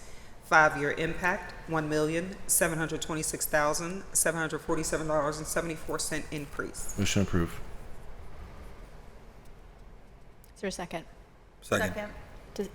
Discussion? Seeing none, all in favor of Amendment 57, please say aye. Aye. Affirmative recommendation. Amendment 58. Replace Financial Systems Administrator with ERP Manager beginning in July 2026 in the Office of the Controller, $4,083 increase in 2026. 5-year impact, $39,240 increase. Motion approved. Second. Discussion? Seeing none, all in favor of Amendment 58, please say aye. Aye. Affirmative recommendation. Amendment 59. Replace the Controller's Clerk with Senior Controller's Clerk beginning in July 2026 in the Office of the Controller, $2,864 increase in 2026. 5-year impact, $26,341 increase. Motion approved. Second. Discussion? Seeing none, all in favor of Amendment 59, please say aye. Aye. Affirmative recommendation. Amendment 60. Add funding for longevity payments for AFSCME 2719 employees in various departments, $53,500 increase in 2026. 5-year impact, $344,000 increase. Motion approved. Second. Discussion? Seeing none, all in favor of Amendment 60, please say aye. Aye. Affirmative recommendation. Amendment 61. Add funding for medical waivers for PJCBC employees in various departments, $40,000 increase in 2026. 5-year impact, $200,000 increase. Motion approved. Second. Discussion? Seeing none, all in favor of Amendment 61, please say aye. Aye. Affirmative recommendation. Amendment 62. Add PAYGO funding to 2028 through 2030 at a $2 million increase per year. 5-year impact, $6 million increase. Motion approved. Second. Discussion? Seeing none, all in favor of Amendment 62, please say aye. Aye. Affirmative recommendation. Amendment 63. For 2026, utilize the fund balance to balance the budget, $6,509,739.57 decrease to beginning reserve balance in 2026. Motion approved. Second. Discussion? Seeing none, all in favor of Amendment 63, please say aye. Aye. Affirmative recommendation. Amendment 64. Remove one program coordinator, City Sports, in the Stop the Violence Trust Fund, $71,656 decrease in 2026. 5-year impact, $379,181. Motion approved. Second. Discussion? Yes, council member. I'm going to abstain on this one, so just because I know that after-school sports are a really high priority for the administration, and I'm just not clear on why this one is being cut. I guess I wasn't able to be briefed on what this position was and why it's getting removed. So I'm not saying I'm against it, but I'm just gonna abstain. Thank you. Further discussion? Seeing none, all in favor of Amendment 64, please say aye. Aye. Aye. Abstentions? One abstention. And noes. Affirmative recommendation. Amendment 65. Remove one recreation leader after-school program in the Stop the Violence Trust Fund, $58,364 decrease in 2026. 5-year impact, $308,826. Motion approved. Second. Discussion. Discussion? Yeah, so again, we talked about this one last time. I abstained last time in hopes to get some more information. I'm going to ask, again, I'm sort of laying myself out to my colleagues here. I'm really going to ask if we could vote no as a body on this one. So just to explain the background. Last year, a plan was put in place and budgeted to provide 5-day-a-week after-school programming at 2 PPS schools. It was going to be 3, and then the principal at the 3rd. Whatever. It ended up being put in place for 2 schools. It was funded through Stop the Violence, and the only reason that it didn't happen, it was actually supposed to happen starting last year in September, right? It was supposed to happen for the school year. There were some hiring snafus and some, it's just sort of issues with the rollout that it didn't get moving in time for last school year. But had things gotten moving, this program would be happening now, right? So just to be clear, here in Pittsburgh, the city of Pittsburgh provides 5-day-a-week after-school care at our rec centers, and this care is outstanding. It's really great. It's a wonderful program. People love it. The problem is, of course, that we don't have rec centers in every neighborhood, right? And so the idea for this pilot came up, and it was around Mifflin School, which is in my district, which is a community that has no rec center, right? So, and not only does it not have a rec center, it also doesn't have any kind of after-school care, right? There's no church-based care or other nonprofit providing after-school care. So, again, the pilot was funded. The MOU is signed with PPS. Like, we are on board to be, we are approved to be an after-school program provider through PPS. This is ready to go. And also, we're hiring a new deputy director position for youth and family in city parks, which I think is a wonderful idea, that there will actually be someone who's, who the core of their role is to make sure that these youth and family programs roll out smoothly and effectively. And so this is a pilot, right? So this is just something to try out. And it would be a collaboration, right, between the city of Pittsburgh and Pittsburgh Public Schools. The kind of long-term hope, the long-term vision would be that, we really can collaborate with PPS so that PPS is responsible for the kids from 8 to 3:30, and the city of Pittsburgh is responsible for the kids in the out-of-school hours. This feels very much in line with, with Mayor O'Connor's desire, to put the focus on families and make Pittsburgh a city where all families want to come. And I think that providing after-school care, as sort of as a long-term vision, right, providing after-school care in our public schools would also make our public schools a place where Pittsburgh families want to send their kids, and that, of course, draws people to the city, right? So as it is now, if we eliminate this rule, we would not be able to guarantee 5 days a week of programming in both schools. So, either it would be a couple days a week, but I mean, as parents, and we have lots of parents of young kids here at the table, I think that every parent knows that an after-school program that is just here and there, just 1 day a week, maybe 2 days a week, that's not what parents need, right? Families need 5 days a week, reliable after-school care. That is the care that we provide in our rec centers. And I really feel so strongly that this pilot with PPS has potential, right? Potential to provide a new service to kids all across the city that we're not able to provide now because we don't have the buildings for it, right? So PPS buildings are staff. But the pilot doesn't roll out, and also the 2 schools, right? This is something that we said we would do, right? We didn't get it off the ground last year. That was unfortunate. I wish that we had. But the funding is there. The positions are there.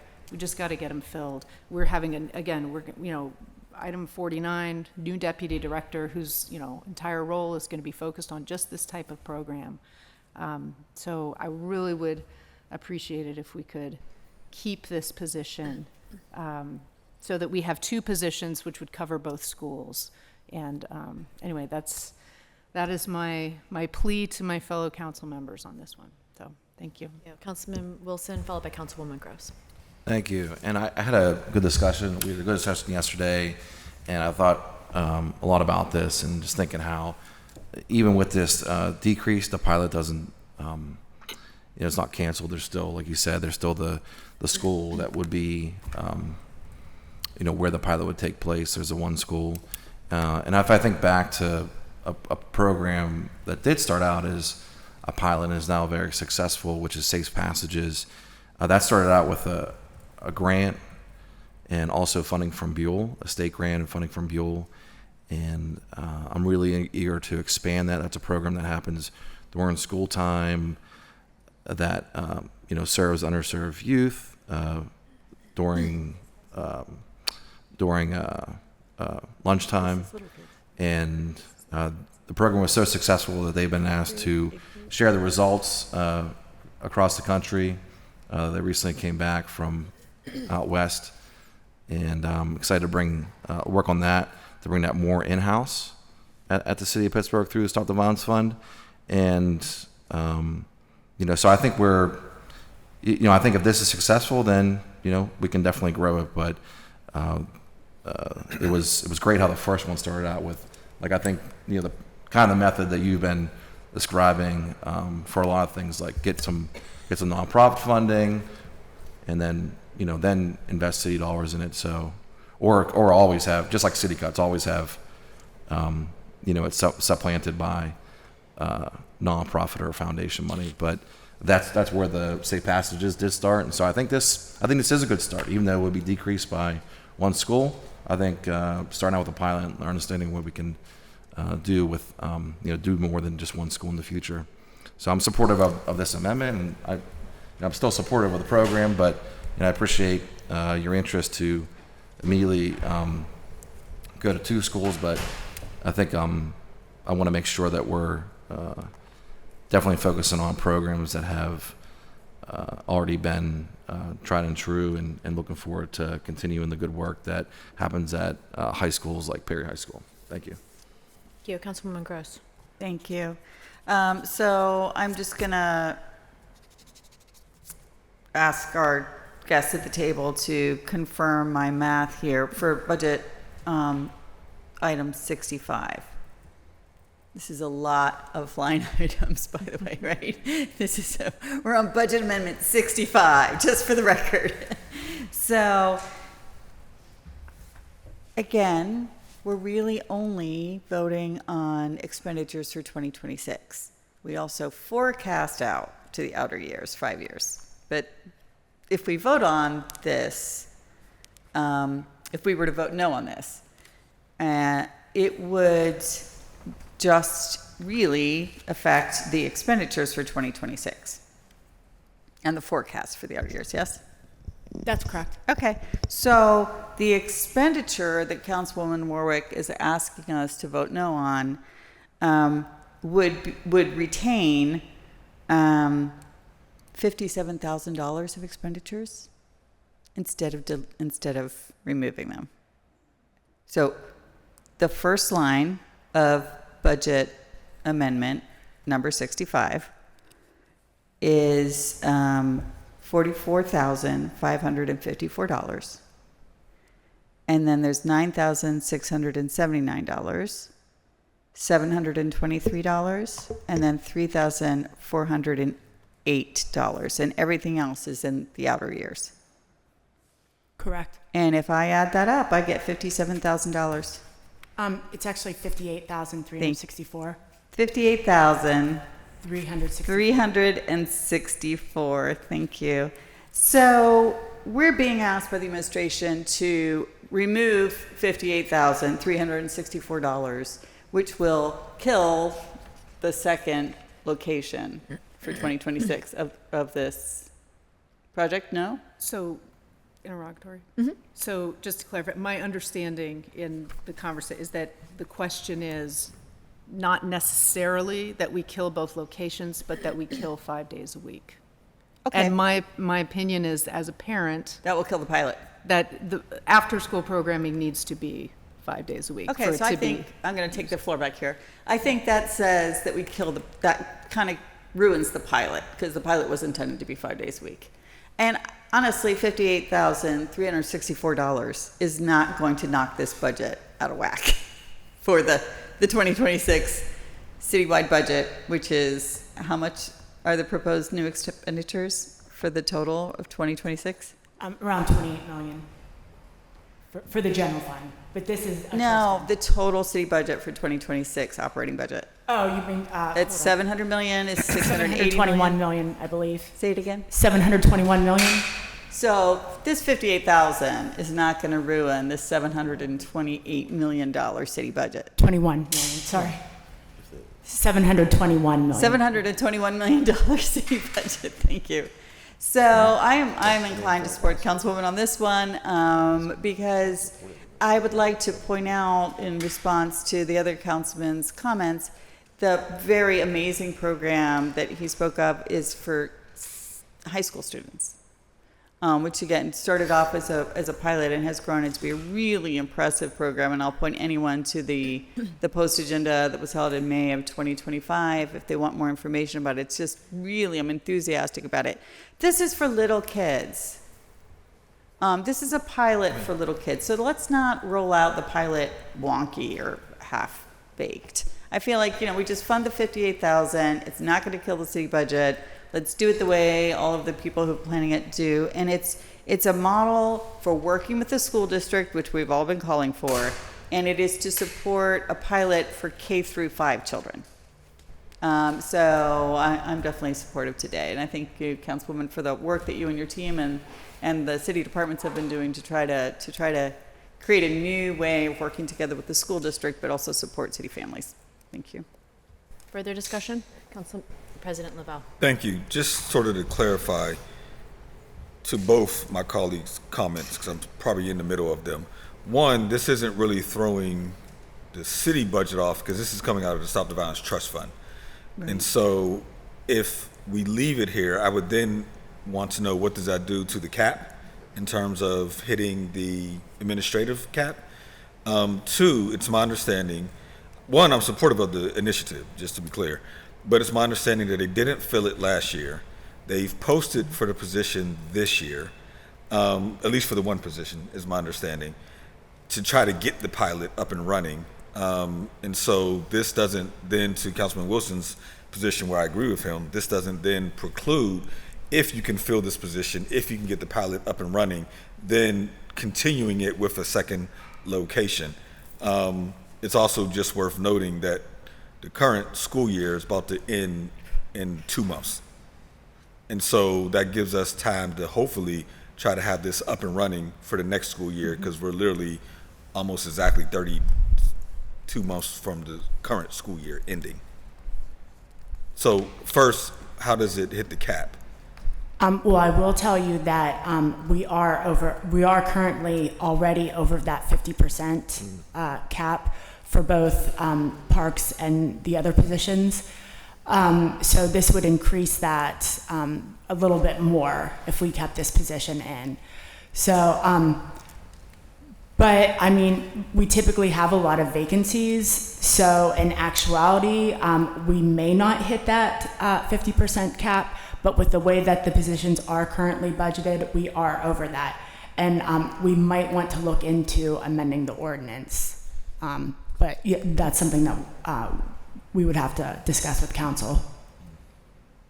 So, okay, so just so I'm clear, from a budgetary position, we're over the 50% cap, but we're technically not because we may not have filled all That's the correct. positions. Yes. Okay, but by leaving this in there, we're definitely exceeding even further the cap. That's correct. Okay. And I can give you that updated percentage after this. I would appreciate that. Thank you. Second round, Councilmember Warwick. Yeah, so just to clarify a little bit what you were asking, so that you're correct, right? That is where we are now with the pilot. It is too far into. We just had a call with the folks at Mifflin School and PPS administration and city parks. We are too far in. It's not worth starting now. So the plan for the rest of the school year is to do an initial, like a 1 day a week, just something just to kind of get in and like begin but then with the hope of in September, or I guess end of August, be able to launch. So again, I just want to clarify.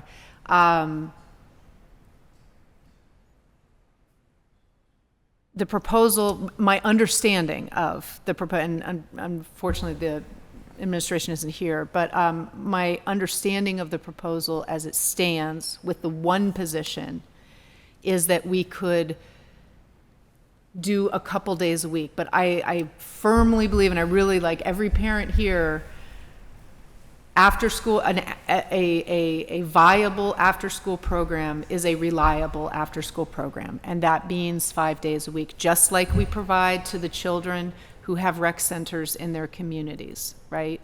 I live in Greenfield.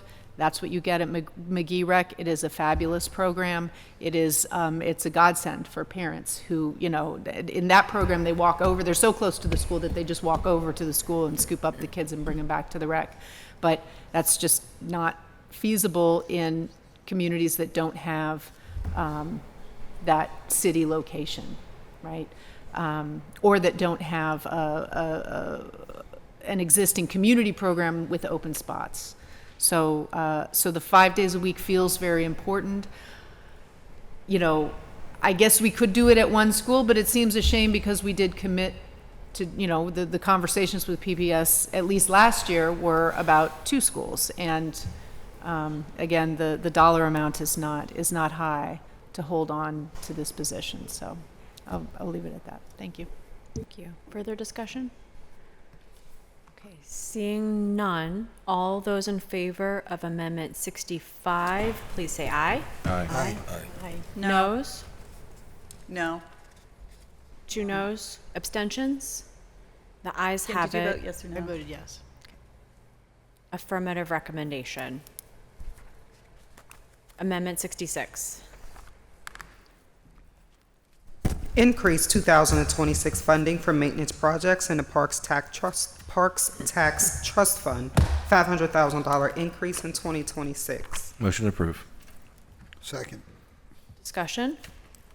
Seeing none, all in favor of Amendment 66, please say aye. Aye. Aye. Affirmative recommendation. Amendment 67. Increase Assistant 2 Administration position in 3 taxing bodies trust fund from 0.9 to 1.0, or fully funded in trust fund, $10,510 increase in 2026. 5-year impact, $55,831 increase. Motion approved. Second. Discussion?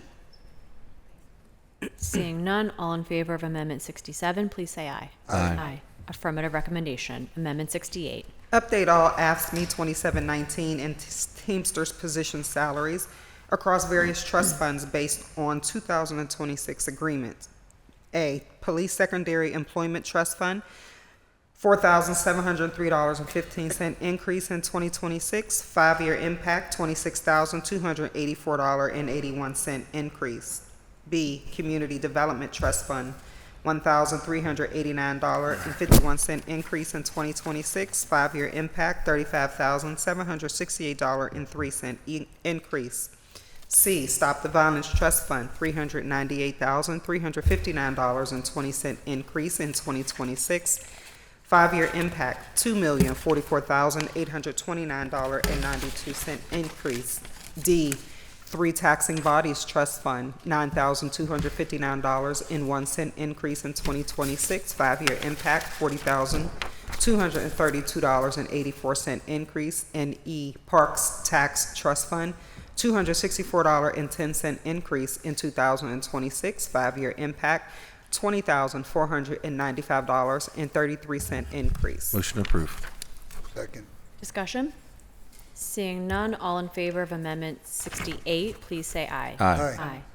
Affirmative recommendation. Amendment 69.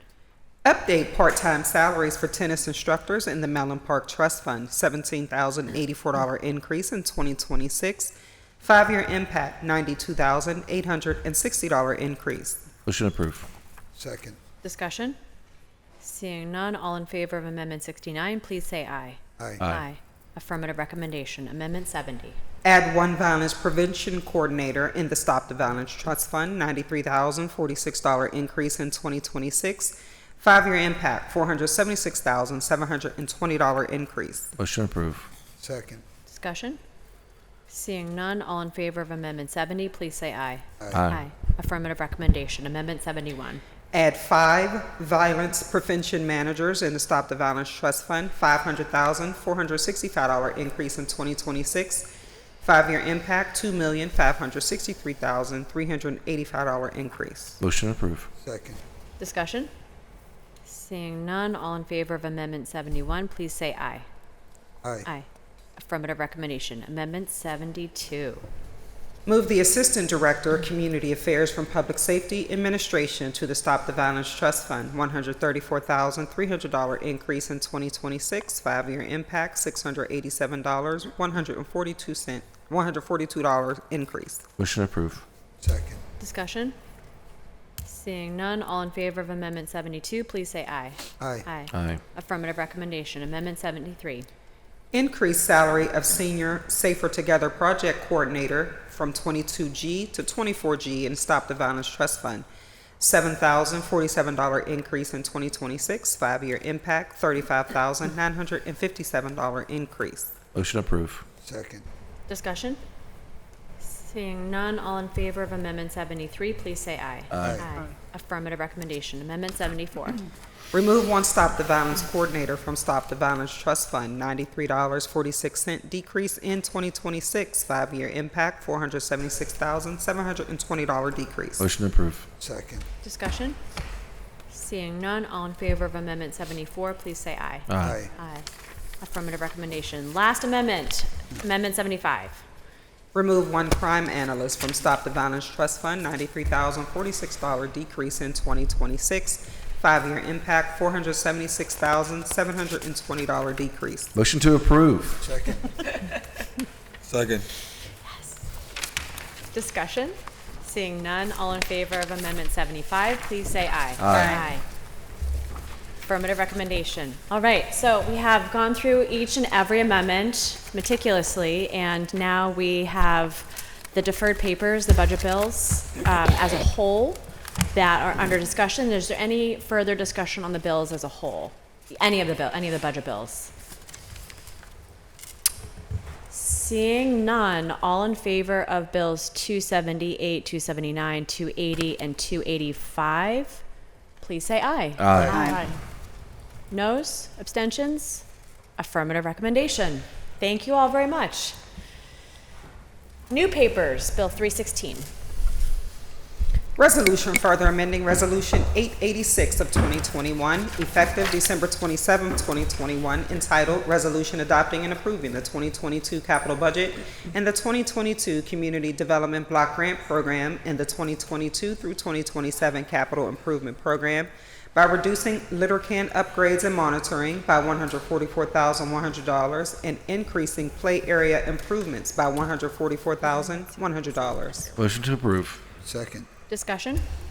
Seeing none, all in favor of Amendment of Bill 316, please say aye. Aye. Aye. Affirmative recommendation.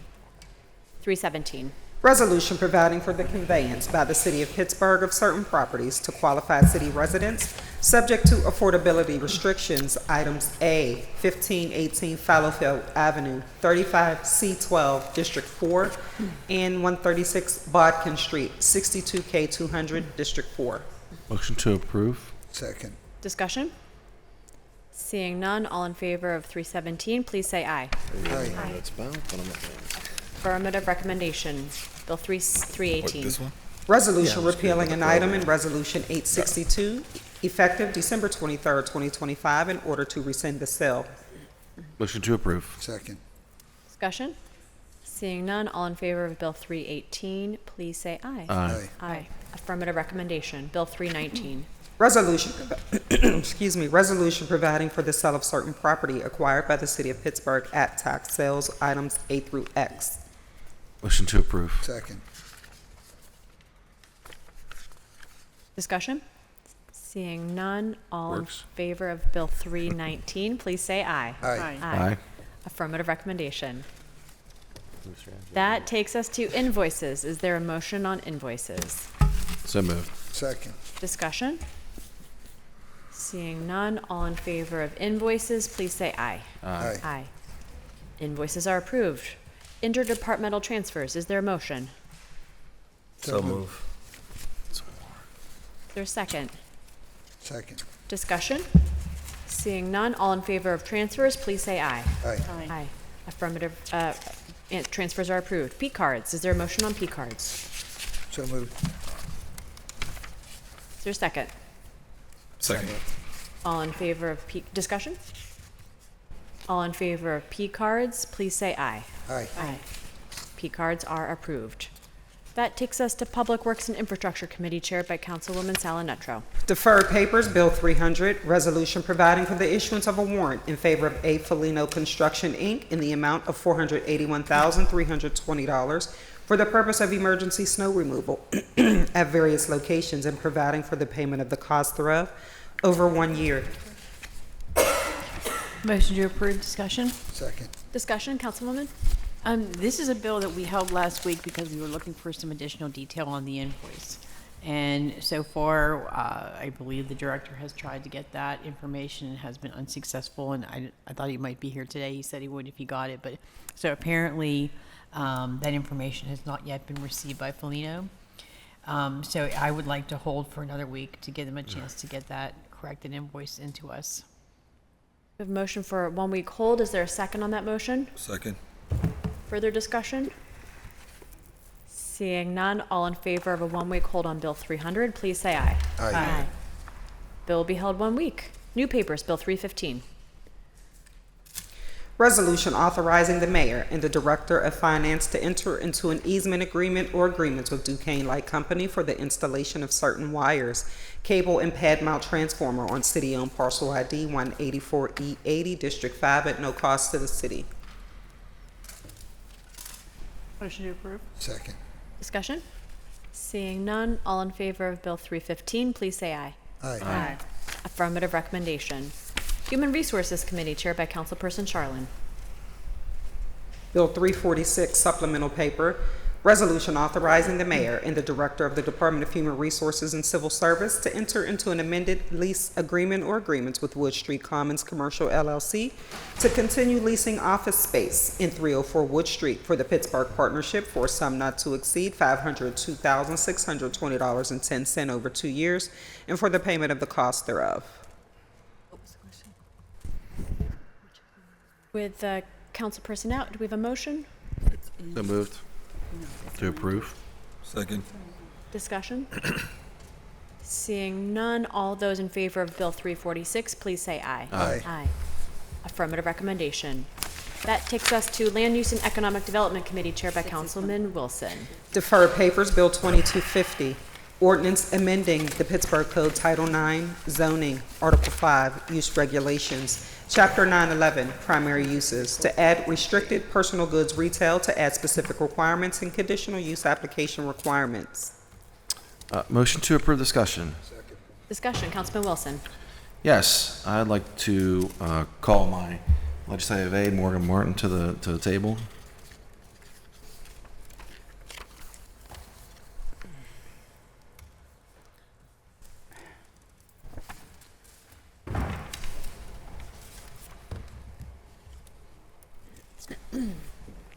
Hello, Morgan Martin, legislative aide for Councilman Wilson. Nice to have you at the table. I think this is the first time, right? Yep.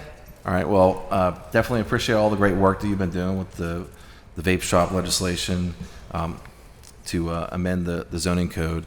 And I just want to, if you can give us just a brief overview of what we're looking here. Today we have to amend the bill so that we can hold it for a public hearing. And I understand that, throughout this work, the Planning Commission was supportive. Can you just walk us through that and what we're going to amend today? Yes, so our office has been working with the Department of City Planning for a few months to look over the bill, and it was their recommendation to amend the bill. And so a few changes that were made to the legislation were the first one being the definition. Originally, the definition was restricted personal goods retail, which had a few different tests that city planning and PLI would have had to conduct. And after conversations with city planning, we determined that the tests that we had originally included in the definition were a bit too difficult to enforce. So we had changed the definition to what you see now, which that being retail, tobacco, inhalant, and cannabinoids. And that definition determines what a vape shop would be based on their principal retail activity. And then in the definition, it also includes a ton of different products similar to those of electronic cigarettes, vape pens, and other typical things you would see at a vape shop. Another change that we made in this new amended bill is changing the use permission to special exception in districts where the use is permitted. Originally, we had included special exception and conditional use, but again, after conversation with city planning, we realized that if the use is permitted, it should be by special exception.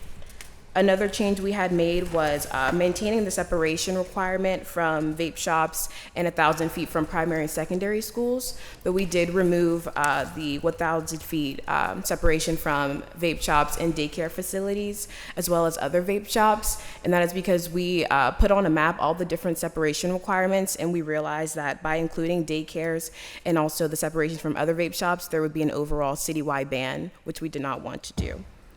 And the final change that we had made in this new amended version of the bill is removing the requirement that products be kept behind a locked case or behind the counter. And again, this was after conversations with city planning, and we didn't think this would really be able to be enforceable.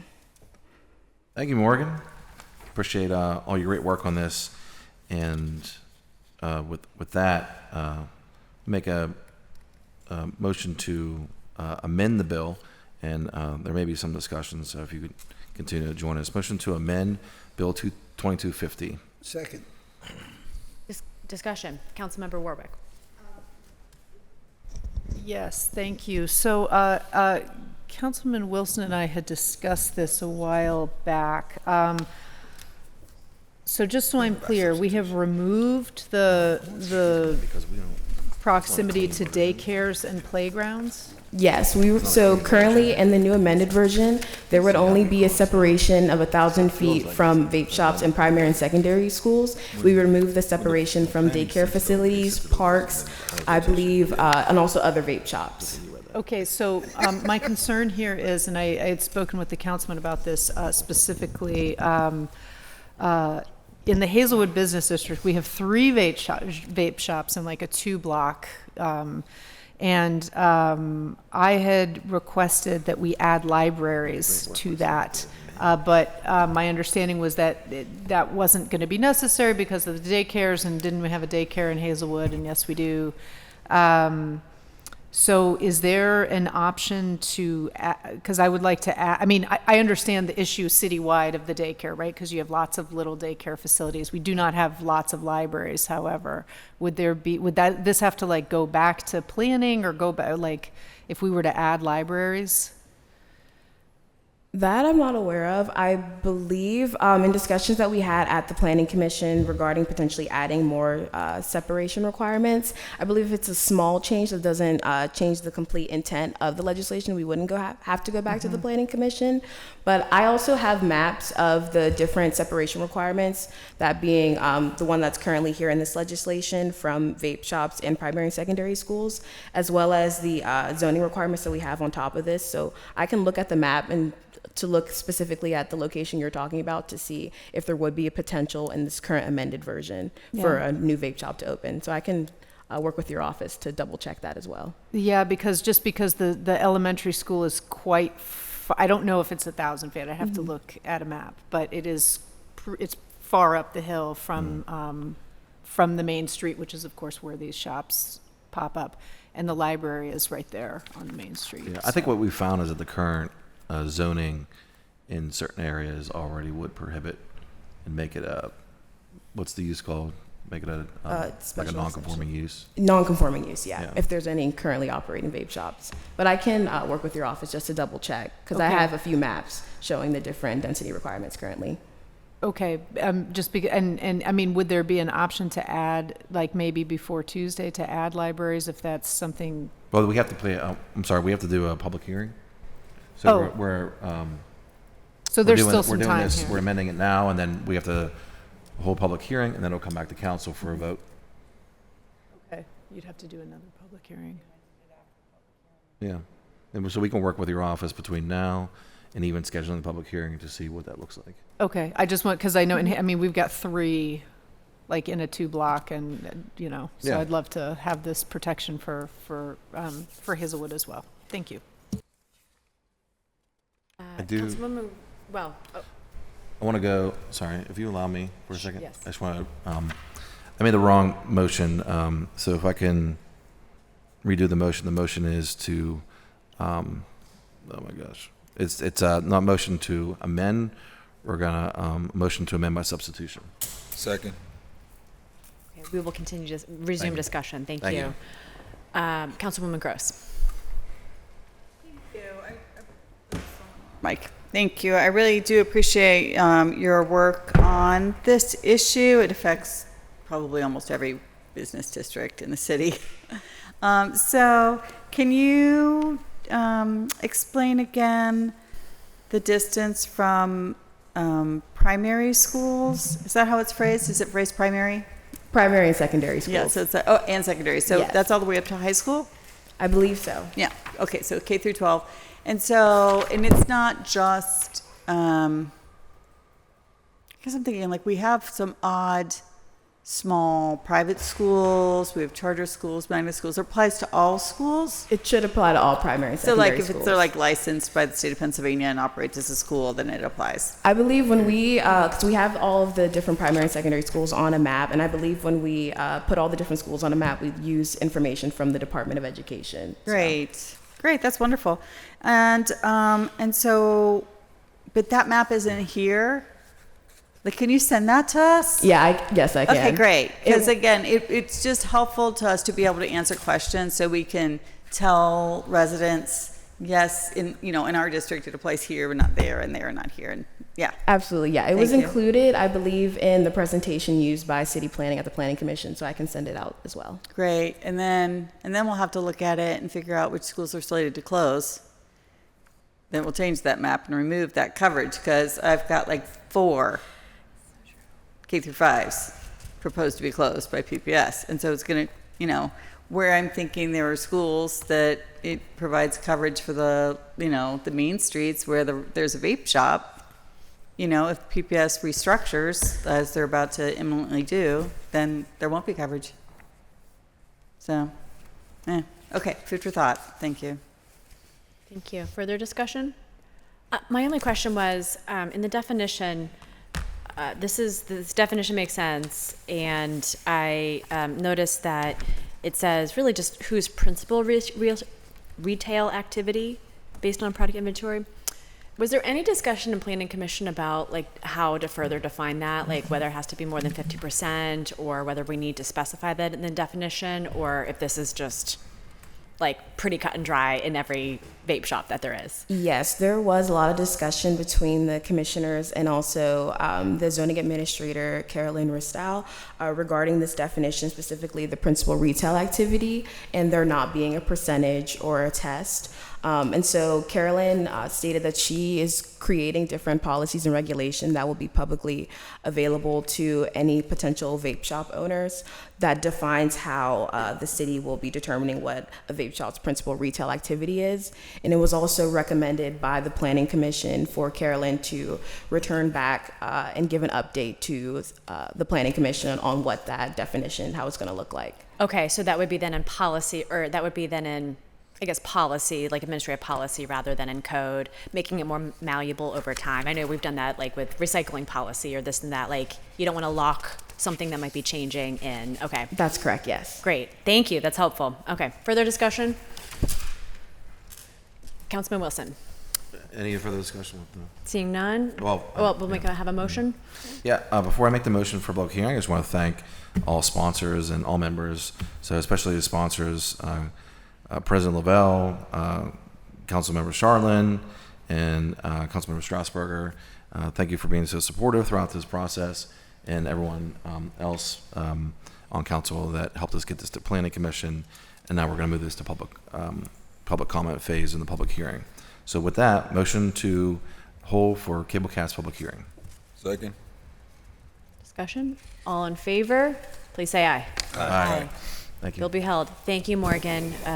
Very helpful work. And with that, we will move on to new papers. Bill 320. Resolution further amending Resolution 863 of 2018, effective January 1st, 2019, as amended, entitled Resolution Adopting and Approving the 2019 Capital Budget and the 2019 Community Development Block Grant Program and the 2019 through 2024 Capital Improvement Program by reducing facility improvements, recreation, and senior centers by $400,000 and increasing remediation of condemned buildings by $400,000. Motion to approve discussion? Second, discussion. Discussion? Yeah, I just wanted to, I'll open up for the councilwoman since it's her district, and I just want to work through this, how to be best supportive to your community. Thank you. Councilwoman Gross. Thank you, Madam Chair. Yes, we've had a lot of going back and forth with emails and messages with the administration. I've had some phone calls and meetings, and I've certainly heard from community members. I think all of council has gotten some emails as well. So just background on this, and just briefly, these are funds that have only ever been in District 7, but we wanted some projects that two previous administrations weren't willing to move. And as you know, we can't actually issue the contracts and do a project. We need the administrations to do them. So the first concept, and again, Bloomfield is a neighborhood of about 10,000 people and really has 4 business districts. It has a lot of complicated things going on with transportation, with utilities, with housing. And so we wanted a neighborhood plan. And it would have been enough if you know the area to cover also like kind of Baum Center corridor, which you probably don't know is Bloomfield all the way up to like Pep Boys, and really kind of meets North Oakland. And then also we have the Penn and Main corridor. You think of like Bloomfield and Garfield. We were going to collaborate with our neighboring neighborhoods like Shadyside on one side and North Oakland and Garfield on the other. And then the Penn and Main corridor, you think of the Lawrenceville area when you're close to Children's Hospital. It's a complicated area. There's a lot going on. And so that would have been enough money to kind of have almost, enough process to engage those combined corridors as well as the neighborhood. Planning was always unwilling to do it for years because of the comp plan. They wanted the comp plan instead. So the neighborhood really built consensus, and there are multiple RCOs at this point. There's multiple different stakeholders in moving it to the park, which everyone knows is that the park under the Bloomfield Bridge, the Bloomfield Orchula Park, because our rec center, which we're talking about rec centers today, has been closed for 30 years. And that pool is the second highest attendance in the city. That park gets kids from the Hill District. It gets kids from all of the neighboring neighborhoods. Anywhere, you can reach Bloomfield on a bus. And so it's a really packed pool. That pool gets so full. It is so beloved. You don't even have room to put down a pool bag sometimes. It's like standing room only inside the fence, let alone inside the actual pool itself. So there's a lot going on. And the building that has been empty, it is under contract. So there is an additional $180,000 in addition to this that is contracted to do a plan. It's probably going to cost at least $1 million for the roof. We all know big flat roofs are difficult. But we can't lose that building, or we lose the pool pump and infrastructure that keep that pool open, right? And so that pool was down one summer, and it was horrible, and we had all our other pools, like the Highland Park pool and other pools, overrun. We really don't have another rec center. We've got the West Penn Rec Center over in Polish Hill, but we also, have a lot of kids in the district these days. Whereas, 15 years ago, we had a lot of World War II. 20 years ago, we had a lot of World War II generation and these weren't households full of kids. But a lot of these neighborhoods have turned over, and there's young families, and there's a lot of kids. And again, this specific park serves kids not just from District 7. It is just in a really central, easy to access location. So we are jealously guarding funds for the park and the building. That said, the federal government in all its wisdom keeps making CDBG more and more difficult to expend, and this is CDBG funds. So I understand that we have to move these out because we can't expend them on this project in this time frame, and for the purpose that's needed. But I would beg for maybe at least 1 week to try to refill this pot. So that these specific CDBG funds would be, is proposed to be used for demolitions. I understand how bad some of the situations are around the houses that have been condemned for a long, long time, and I'm sympathetic. But we also need to make sure that we're moving this small park project forward as well. So I was gonna ask for 2 weeks, but I'm happy to kind of bring that down to 1. Kirsten's been very busy. We just went through 75 budget amendments, and we only have 1 person in our city council budget office right now, not 2. So I'm going to be, hopefully time will be a little more free, Kirsten, before we get to the next standing committee meeting, which is actually a double session on Monday. So it's not even that much time. So we're looking to not zero out this pot. So that's my plea to you as council, fellow colleagues. So if the committee chair, if Councilman Wilson doesn't mind, I'll motion to hold for 1 week. I'd love a second on that. Second discussion. Councilman Wilson, followed by Councilman Coghill. Yeah, definitely supportive of trying to make sure that we figure out where the funding would come from. I've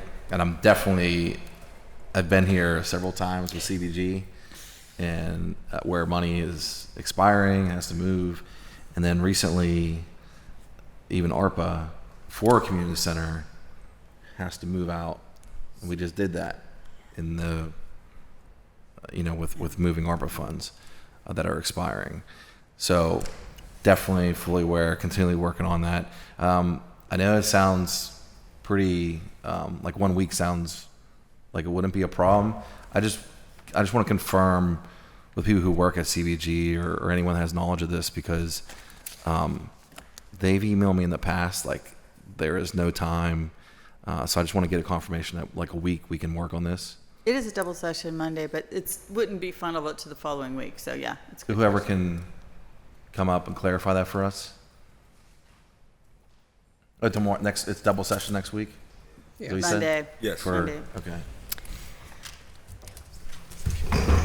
Oh, sorry, I didn't even realize it would be a whole delegation. I just wanted to. Callie Russell, Assistant Director, Community Development. AJ Miller, Program Supervisor, Community Development. Matt Singer, Deputy Chief of Staff, Office of the Mayor. So with the double session on Monday, if we can really move it forward, that should not be a session. Luckily for the project where these funds would move to for the demos, the environmental review process has already been completed. In terms of deadlines, we have the internal deadline that these funds must be spent down by June 30th. So that's the most important thing. So the 1 week hold won't make a difference that much, but we would like to move this forward come Monday, if possible, please, ma'am. I really hate these types of situations. I've been in here several times, so I just wanted to get confirmation. If anyone else saying that, since you all came up, feel free to. I don't anything different about that 1 week. Okay, that's all I had. Thank you. Further discussion on Councilman Coghill. Yep, thank you.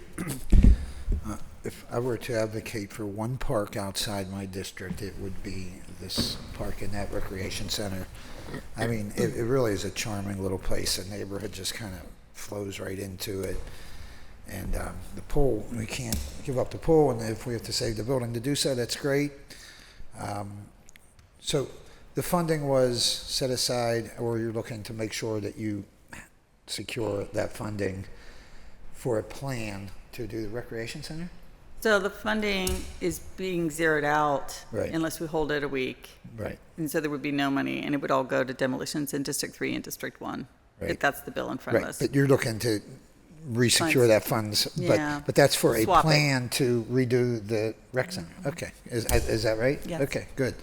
No, I know, I visited it with you many years ago. It's well worth to put the investment there, and if you have to get a plan, I guess that's what you got to do, first step. So you'll have my cooperation for whatever you need to do as far as keeping those funds for that plan. Thank Thanks. Thank you. Further discussion? Okay, so the motion on the table is a 1 week hold.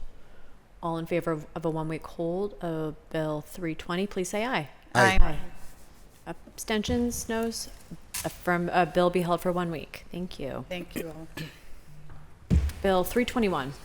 Resolution amending Resolution 191 of 2019, effective March 28, 2019, which authorized a professional service agreement or contract with Urban Design Ventures for services relating to the administration of the city's Community Development Block Grant, Emergency Solutions Grant, and Housing Opportunity for Persons with AIDS programs for a sum not to exceed $191,000 by extending the term through the second quarter of 2027 and increasing the amount by $86,000 for a new total cost not to exceed $277,000 over 9 years.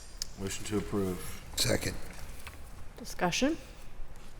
Seeing none, all in favor of Bill 321, please say aye. Aye. Affirmative recommendation, Bill 322.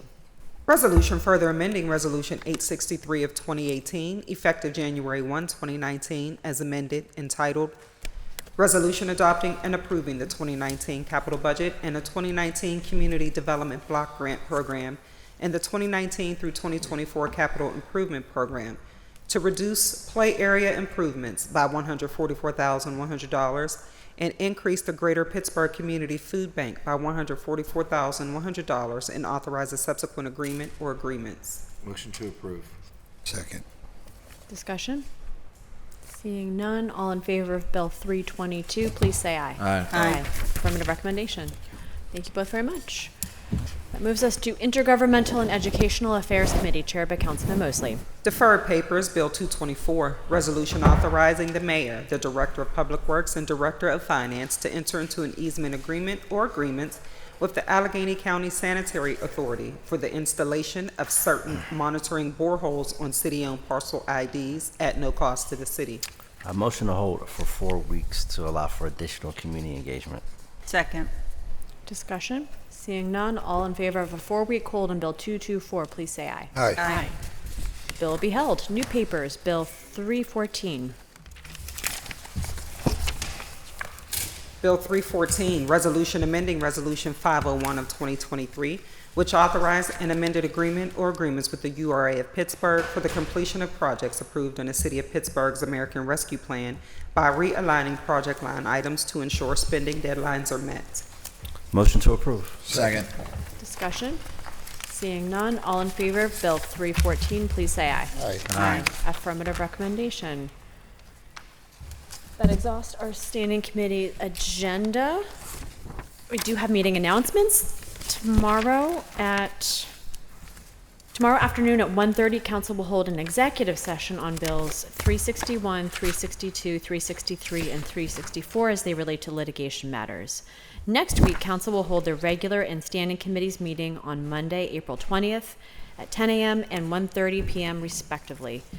To register to speak at these meetings, please fill out the sign-up form on the council meeting webpage by the deadlines, and you may also call the clerk's office at 412-255-2138. Anything from members? Just want to thank members for the seriousness with which they take everyone has taken the budget reopener. Thank you for your stamina today and last week, and by next Monday we will have the budget reopener behind us and we can move on to spending the money. Council President. I just want to thank members for their participation yesterday in the various interviews. To Councilwoman Gross's point, we only have one person in our budget office. We're trying to get that second position filled. So if you have thoughts, opinions, please provide them to Kirsten so we can move forward. Thank you. Thank you very much. And with that, I'll take a motion to excuse the absent member, approve the minutes, and adjourn the meeting. Second. All in favor? Aye. Aye. Meeting's adjourned.